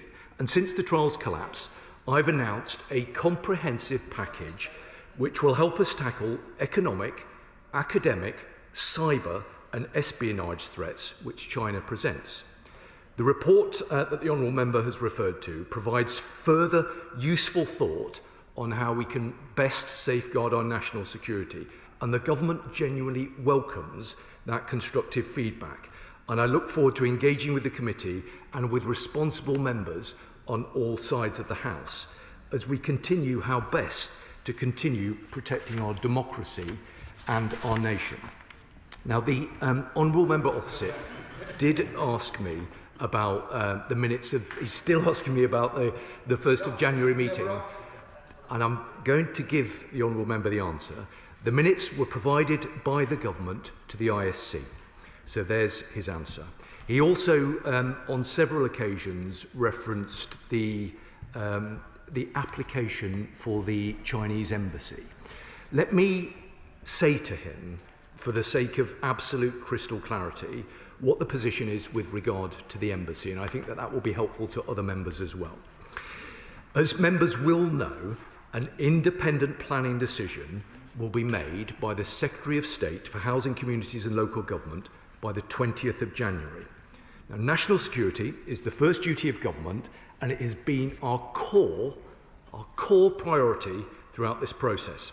The Home Office and the Foreign Office provided views on the security implications of this bill throughout the process, and we have been clear that a decision should not have been taken until we had confirmed that those considerations had been resolved. The recent letter sent to MHCLG now confirms that all national security issues raised have been addressed.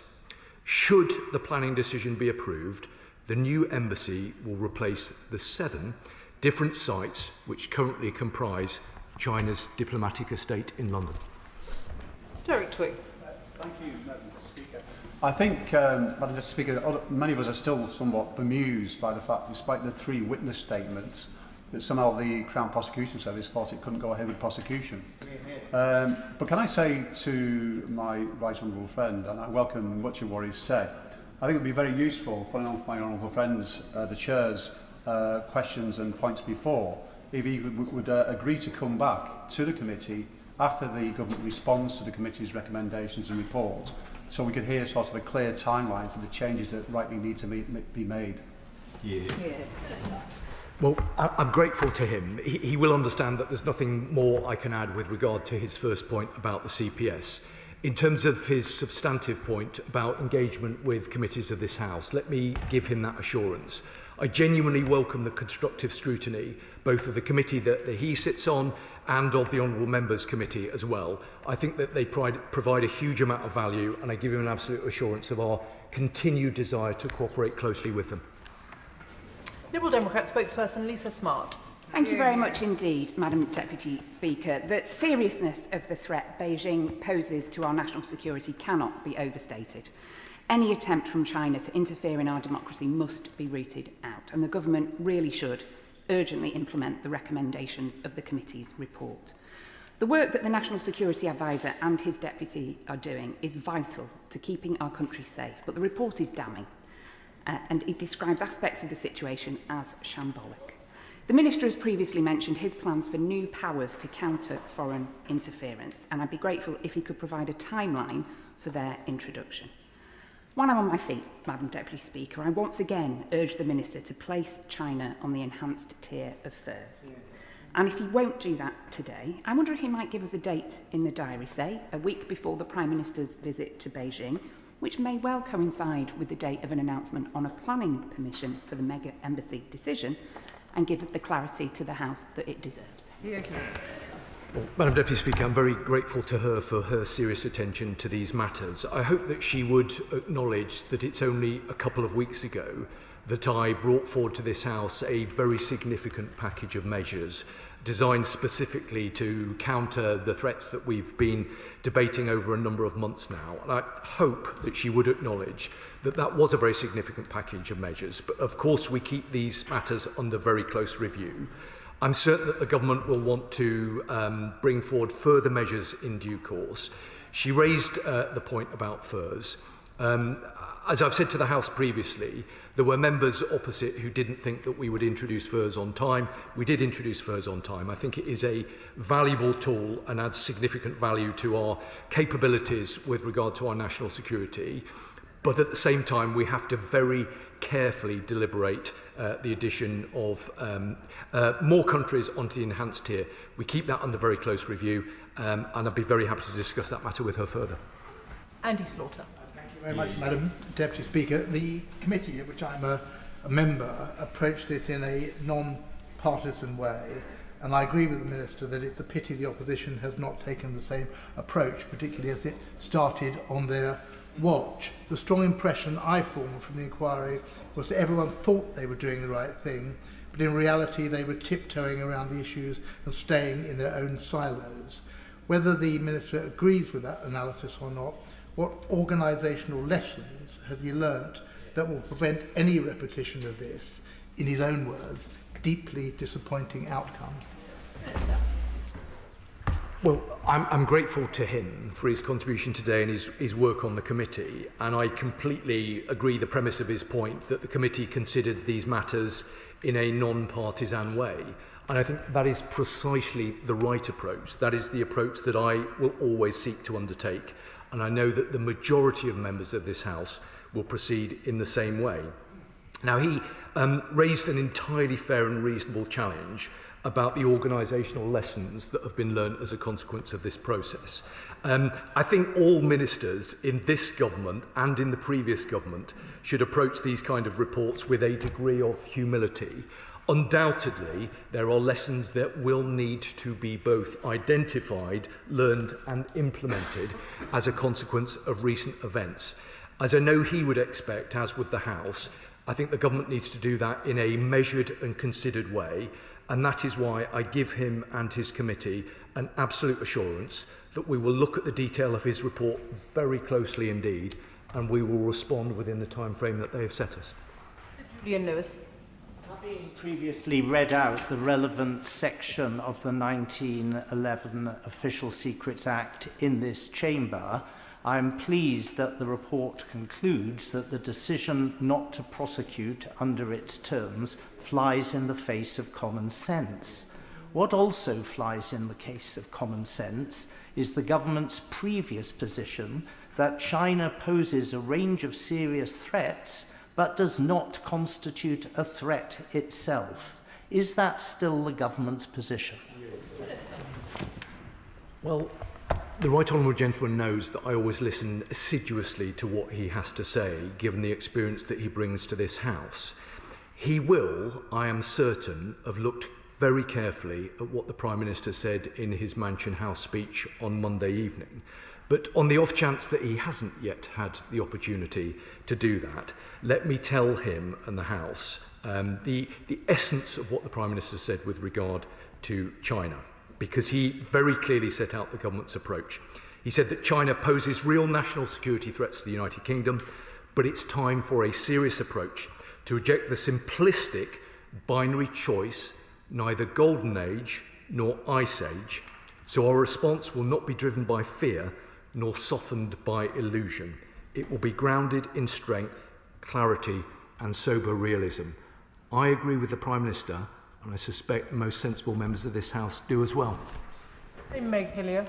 Thank you, Madam Deputy Speaker, and I commend my honourable friend, the member for Warwick and Leamington, for steering this through his committee swiftly, sensitively and managing sensitive data. A great example of how the Select Committee corridor can really contribute to transparency for the public.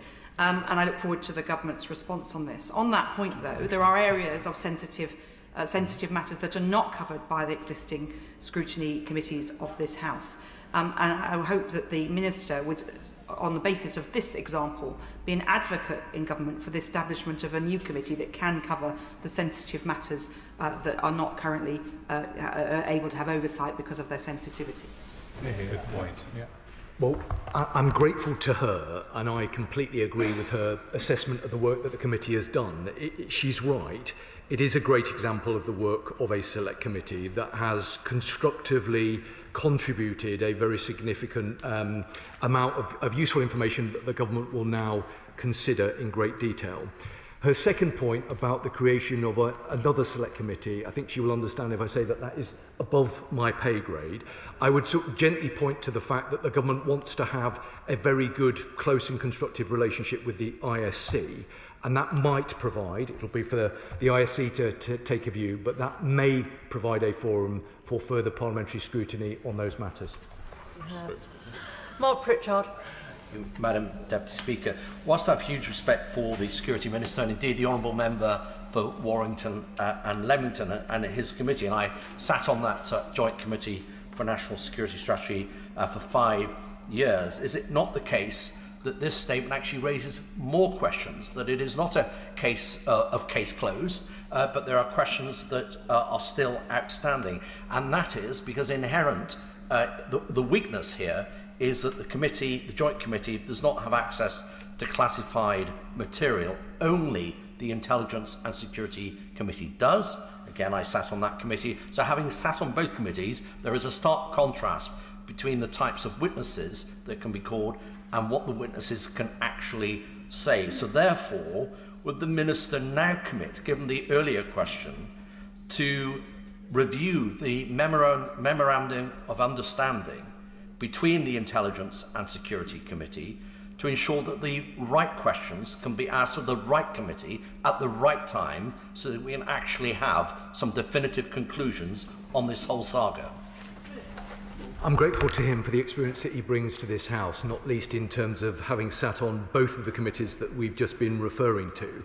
I'd, if you'll forgive me, slightly take issue with his assessment of what the report does, because the government is very clear that the report emphasises the key arguments that the government have been bringing forward over the last couple of weeks. In terms of his second point, around the MOU. He's raised that previously. I think it's an entirely reasonable point for him to raise both publicly and privately. Let me take it away and I will come back to him. Tulip Siddiq. Thank you, Madam Deputy Speaker. The Security Minister knows very well the case of my constituent, Nazanin Zaghari-Ratcliffe, who is accused of espionage by the Iranian state. In case the Minister needs a reminder, her horrifying ordeal is being dramatised on BBC iPlayer at the moment. And the one thing Nazanin has said to me constantly is that a hostage envoy would have really helped when dealing with her situation. I know this is dealing with espionage cases from the other side, but for the sake of national security, has the Minister considered a hostage envoy, which is what the Ratcliffe family keep raising with me? Well, I'm grateful to her for the contribution that she's made and the work that she's done previously. I'm joined on the Treasury bench by a Foreign Office Minister who listened very carefully to the Honourable Lady's comments and has indicated that he'd be very happy to discuss them further with her. Evans. Speaker, can I thank the Minister for his response and the way he's responding to this? I know he'll be as concerned as the rest of us around descriptions of this being the process being shambolic and the criticisms of systematic failures. Can the Minister tell us what's changed? And secondly, what's changed over the past almost 4 years? Because Russia's invasion of Ukraine changed the world profoundly and China continues to provide assistance to Russia. Madam Deputy Speaker, I think that is an entirely fair and reasonable question. So I can give him a very straight response. One of the things that has changed is that the Prime Minister, rightly in my view, conducted a machinery of government change in September, which means that the Security Minister now sits not just in the Home Office, as was the case previously, but I also now sit in the Cabinet Office. And the purpose of that machinery of government change is to ensure that we can more effectively coordinate national security policy and activity across government. It's relatively early days, but my analysis today is that that was the right move to make, and I think will enable government to make better, more informed, timely decisions in this area. But at the same time, I approach these things with a degree of humility. We will look very carefully at the findings of the report and make sure that we consider them and we look at what changes are necessary and will respond to the committee and to this House in due course. Dr Scott Arthur. Thank you, Madam Deputy Speaker, and I do thank the Minister for his response today. I think throughout this affair he's remained calm and consistent in how he's answered what, let's be honest, have been smears at times from the benches opposite. And I think the report from the Joint Committee has found them out, and that's why their benches are empty today. I think the members opposite, rather than hiding, they should be in here apologising. Absolutely. But does the Minister welcome that the report makes clear that the root cause of the case collapsing was a dithering and delay from the previous government? And does he agree with the Prime Minister when he says that this is nothing short of a dereliction of duty when it comes to our national security? Thank you. Well, I'm grateful to him for his contribution today and on many previous occasions. I mean, the essence of the point that he makes, I think, is absolutely right. I do regret the tone of some of these debates in recent weeks. I think some of it has been entirely unnecessary when what we should have been doing is coming together as a House to look at what we can do together to ensure that the activity that we had allegedly seen here isn't able to happen again. That has always been my approach throughout, and it will continue to be my approach as we move forward. The points he made about the recommendations within the report are absolutely right, and I think it vindicates the basic argument that the government has sought to brought forward. But I say that with humility because we will want to look carefully at the detail of all of the findings and all of the recommendations. We will do that over the next number of weeks and we will take on board lessons where they need to be learnt. James Wild. Thank you very much, Madam Deputy Speaker. The report says that the National Security Advisor, Jonathan Powell, apparently had very limited engagement about the case. In contrast, one of his predecessors, Sir Stephen Lovegrove, who I worked with in the Ministry of Defence, said he would have expected to be involved intimately in the provision of government evidence. Why was Jonathan Powell, and Lord Hermer for that matter, who's described as being not proactive in the report, so passive on a matter of national security and alleged spying on members of this House? I honestly don't believe that that is a fair and reasonable characterisation of the role played by the National Security Advisor. The National Security Advisor is an extremely experienced and dedicated public servant who is dedicating his life to keeping our country safe. The Honourable Member, because he's a very well-informed and assured member of this House, will understand that there were specific restrictions placed on the Deputy National Security Advisor about what he could do and what he could say. Both the Deputy National Security Advisor and the National Security Advisor acted with integrity throughout this process, and I know that this House will be grateful to them for it. Thank you very much, Madam Deputy Speaker. In light of the important issues being discussed today on the concerning activities of China in the UK, can I ask the Minister what additional steps he is taking or planning to take to protect Hong Kongers, Tibetans and Uyghurs from any form of transnational repression? Well, I know that the Honourable Member takes a very close interest in this. I hope that he will have seen the very significant package of measures that the government brought forward a couple of weeks ago. We take issues relating to transnational repression incredibly seriously. We welcome the report from another select committee of this House, which we've responded to. And through the Defending Democracy Task Force, we've conducted a review of transnational repression in our country. So I hope he sees that we take these matters very seriously. The notion that any state, whether it be China or anyone else, would seek to harm or to persecute anybody resident in the United Kingdom is totally unacceptable, and the government has been consistent in making that point. Richard Tice. Thank you, Madam Deputy Speaker. This report by the Joint Committee on National Security is not only damning, it refers to systemic failures, shambolic communications being inadequate. But I'm struck by paragraphs 41 to 45, which calls into judgment calls into question the judgment of the Director of Public Prosecutions.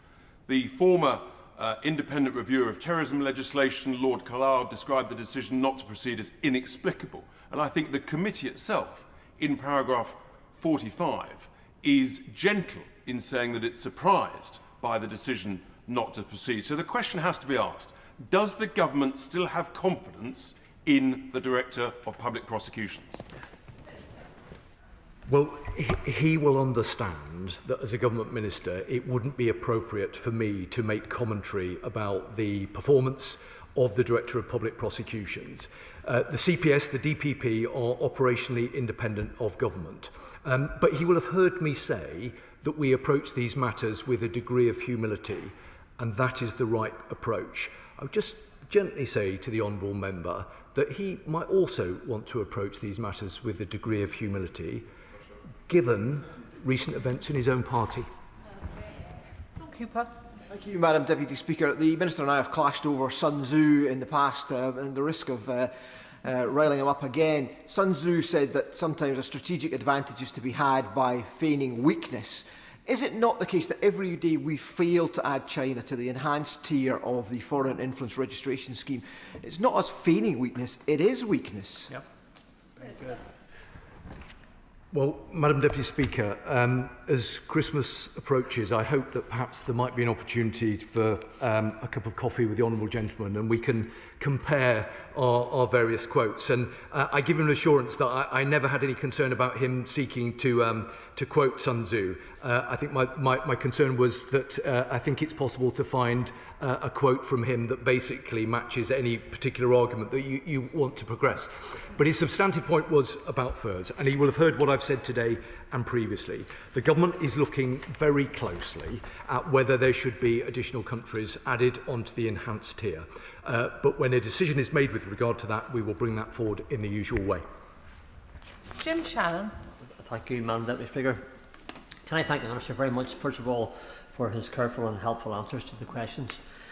Given the collapse of the recent espionage case and the findings that failures in procedure and coordination undermined the prosecution, what specific actions will the government now take to restore confidence in parliamentary security and ensure alleged spy threats are fully investigated to pursue the course of justice so that something similar does not ever happen again? Thank you very much. Well, Madam Deputy Speaker, I'm grateful to him, as I always am. He made an important point about parliamentary security, And I hope, as a very dedicated parliamentarian, he will know that the government takes these matters incredibly seriously. That's why we're working very closely with Mr. Speaker and with this House through the Defending Democracy Task Force to make sure that we have the appropriate mitigations in place to counter the nature of the threat that we face. I think it's also, because I hold the Honourable Gentleman in very high regard, just referring to what the Prime Minister said on Monday, because the Prime Minister made, I think, an important point that is highly relevant to the question that he has raised, which is to say that protecting our security, and I know that he will agree with this, is non-negotiable. It is our first duty, but by taking tough steps to keep us secure, we enable ourselves to cooperate in other areas. I hope that he agrees with that. Final question, Jim Allister. Today again, the Minister has said that the reason this case collapsed was the inadequacy of the 1911 Act, which raises the obvious question. How come these two gentlemen were ever charged in the first place? Because the evidential test at the moment they were charged is exactly the same as the evidential test when the case was dropped. So how did they come to be charged under this Act if it was inadequate? Isn't it quite clear the Act was more than adequate to charge them and more than adequate to convict them? Well, I'm not sure that anybody really thinks that the 1911 Act was appropriate. And as he will know, because it's a statement of obvious truth, the decision to proceed was taken not under this government, but under the previous one. All I'm able to do to this House is to account for the decisions taken and the actions taken by this government. And what this government will always do is ensure that we protect our national security. It is our first duty, and nothing matters more. Can I thank the Security Minister for his answers this afternoon? I will allow a few moments for the front benches to swap over.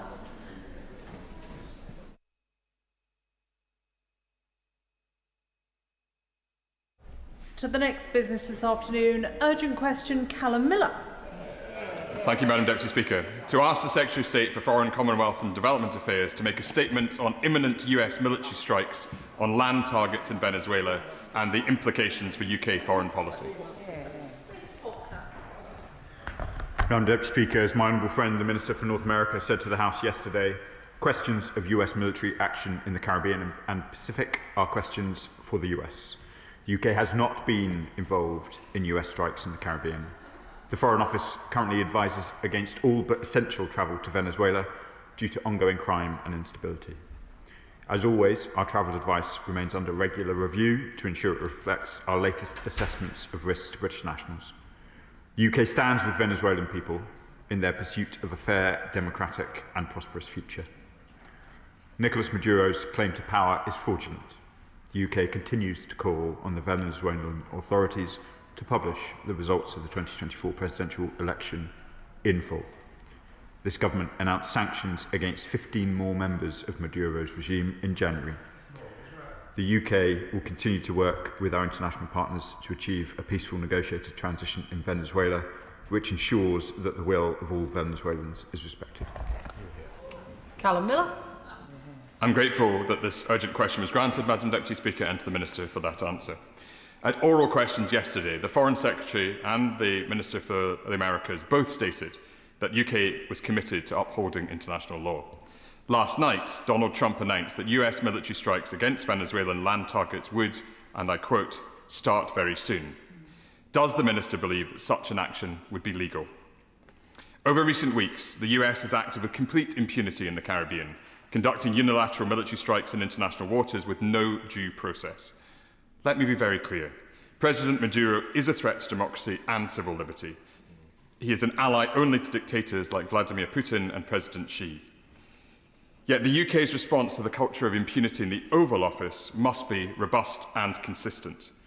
We must always hold those who breach international law accountable, and by failing to, we risk normalising abuses which are eroding the international liberal order, all to the benefit of strong men like Maduro who reject entirely the rule of law. So I have several questions for the Minister. Have US strikes in the Caribbean already violated international law? What steps is the government taking, including on and halting intelligence sharing, to ensure the UK cannot be complicit in other US violations? Has the UK been complicit in illegal actions already taken by the US, including the alleged double-tap operations authorised by War Secretary Hegseth? And does the Minister believe that War Secretary Hegseth has authorised the commitment of war crimes? Finally, can the Minister confirm what further steps the government is taking to sanction Maduro and his associates and to work with international allies to strengthen our collective diplomatic and economic pressure on his regime? Madam Deputy Speaker, as this House will understand, we must be very careful on making assessments.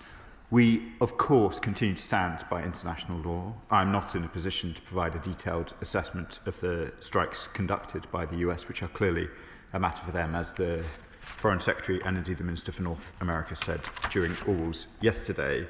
The Liberal Democrat spokesperson asks whether we were involved in the strikes. I confirm again, as we confirmed yesterday, that we were not. He will understand that I won't comment on intelligence matters from the dispatch box, and he asks about our policy towards Venezuela. It remains, as I set out, we do not accept the legitimacy of the current administration put in place by Nicolas Maduro, but we do maintain limited engagement with Venezuelan officials when necessary. Speaker, this is an enormous US military build-up under Trump, one of the largest in decades. Retired US generals, along with US politicians, including Republicans, are warning that Trump's strikes off the coast of Venezuela are already violating international law. Yesterday, the government told me that no British troops are aboard the US warships near oil-rich Venezuela, despite reports to the contrary. But what is the government doing to try to stop Trump from taking this dangerous escalatory path, which he now says could include land strikes? As the Minister for North America was clear to my honourable friend yesterday, the UK is not involved in these operations. There have been, as my honourable friend mentions, there's been much reporting and speculation in the US media and indeed in the US Congress, and I think it's appropriate for me to comment on the deliberations of their House on these questions. Shadow Minister Wendy Morton. Thank you, Madam Deputy Speaker. I'm grateful to the Honourable Member for Bicester and Woodstock for securing this urgent question. Venezuela may be 1,000 miles away, but instability there has a direct impact on the safety and prosperity of the British people here. The restoration of democratic institutions is essential if Venezuela is to escape the political, economic and humanitarian crises imposed on its people by Nicolas Maduro's authoritarian regime. The Maduro regime is propped up by the same axes of authoritarian states that undermine the rules-based international order and foster instability around the world. We know the shocking level of smuggling that comes out of Venezuela, and at a moment when our allies appear to be taking quite decisive action, the world is watching how Britain responds. So I'd like to ask the Minister, what discussions are taking place with President Trump's administration about the objectives and scope of any imminent US military action, and what would be the implications for the wider UK-US defence partnership, particularly our joint counter-narcotics operations? The House will also expect clarity on how the government intends to hold the Maduro regime to account, what further diplomatic pressure, targeted sanctions and coordinated international action is the UK pursuing to support Venezuelans fighting for a peaceful democratic transition. Can the Minister also update the House on the government's position regarding Venezuela's provocation and aggression towards Guyana, the risks of escalation and the steps being taken with CARICOM partners? And finally, given the scale of organised crime linked to the regime, what additional measures are being deployed to disrupt drug flows, money laundering and criminal networks that threaten communities here in the UK?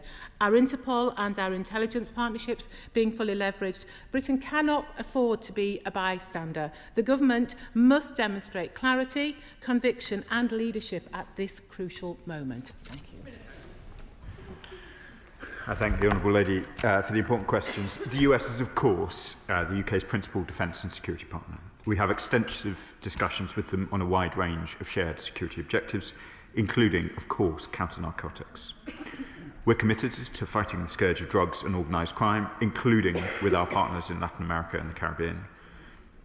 And we are, of course, continuing to work with our international partners to achieve a peaceful, negotiated transition in Venezuela, which ensures that the will of all Venezuelans is respected.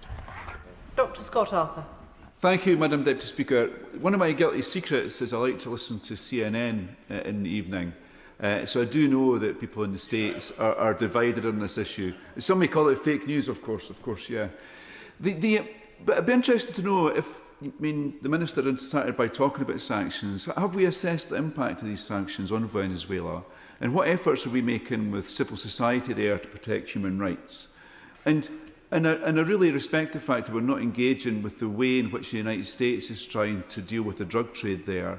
But are we able to show leadership in the region by trying to restrict the drug trade in a way that definitely fits with international law? And when did he last speak to his counterpart in the States in an effort to reach a peaceful solution on this issue? Thank you, Madam Deputy Speaker. On my honourable friend's last question, I understand that the Foreign Secretary has been in discussions with her US counterparts in recent days on these questions. He asks an important question about civil society. We strongly condemn the ongoing repression against civil society and members of the opposition in Venezuela, and we continue to call for the unconditional release of those arbitrarily detained, including members of civil society and independent media, such as through the UK published statement to the Human Rights Council in its most recent session. Sir Julian Lewis.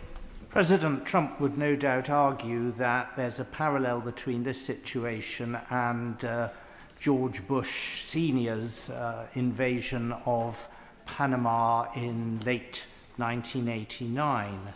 But does the Minister agree with me that it will be interesting to see what sort of outcry there is if something like this goes ahead from either Russia or China?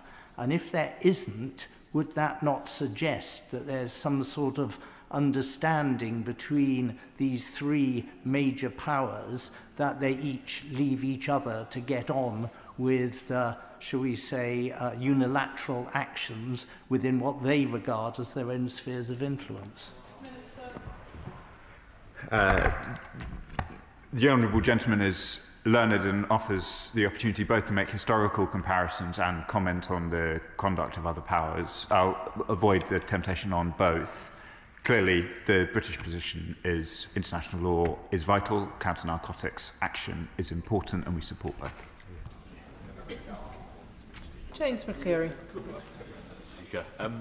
Nicolas Maduro's presidency clearly has no legitimacy after he was so roundly defeated in last year's elections and has continued to refuse to release any evidence to show that he was victorious as he claims. However, does the Minister agree with me that the presidency of Venezuela is a decision for the Venezuelan people to make in a peaceful, democratic way supported by the international community, not a decision for the US President to make under threat of military force?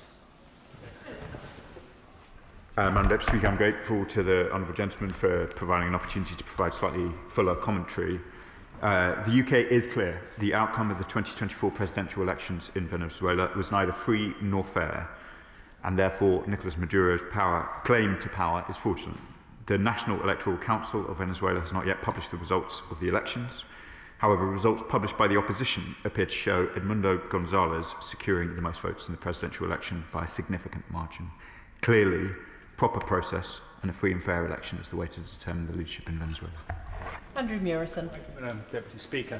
On data sharing with our allies, does the Minister agree that both SIGINT and HUMINT isn't pick and mix when it comes to the Five Eyes community? And will he assure the House that we will continue to provide the information that the US needs in order to deal with Venezuelan cocaine, most of which lands up in Europe? And I need not remind the Minister that deaths in this country were up by a third in 2022, 2023. And will he ensure that we do not apply an overly loyally approach in our dealings with an ally that is doing its best to tackle the scourge of drugs in the US and in the rest of Europe, in particular on the streets of Britain? Minister. I thank the honourable gentleman, my predecessor, for the question. We stand by the principles of international law. I won't provide a detailed commentary, obviously, on intelligence matters, but I will say that the Five Eyes remains a vital, vibrant and free-flowing intelligence sharing arrangement which allows us to tackle a range of threats, including the illegal drug trade, which is having such an impact, obviously, in America, but here too in the UK, and I see it in my own constituency, as I know many others will across the House. Stephen Giffins. Thank you, Madam Deputy Speaker. Nicolas Maduro is no respecter of the international rules-based system, but we must be. We don't want to see chaos in Latin America, but we're seeing the biggest military build-up in the Caribbean since the Cuban Missile Crisis, the biggest US military build-up since the war in Iraq. What lessons would the Minister draw from previous regime change that the UK government had been involved, and what advice would he give to his US counterparts? Again, Madam Deputy Speaker, tempting to indulge in some historical analysis, but mostly the advice that we give to our friends and allies, we would do so privately. Clearly, it is important that the rights of Venezuelans to free and fair elections are respected in the way that I outlined in the previous answer to the Liberal Democrats. Mark Pritchard. Thank you, Madam Deputy Speaker. There's a bit of a history lesson today, so let me continue if I may. Of course, President Reagan had his famous wobble over the Falkland Islands, and I think eventually came to the right decision supporting the UK at that time. But of course, how we liaise with the United States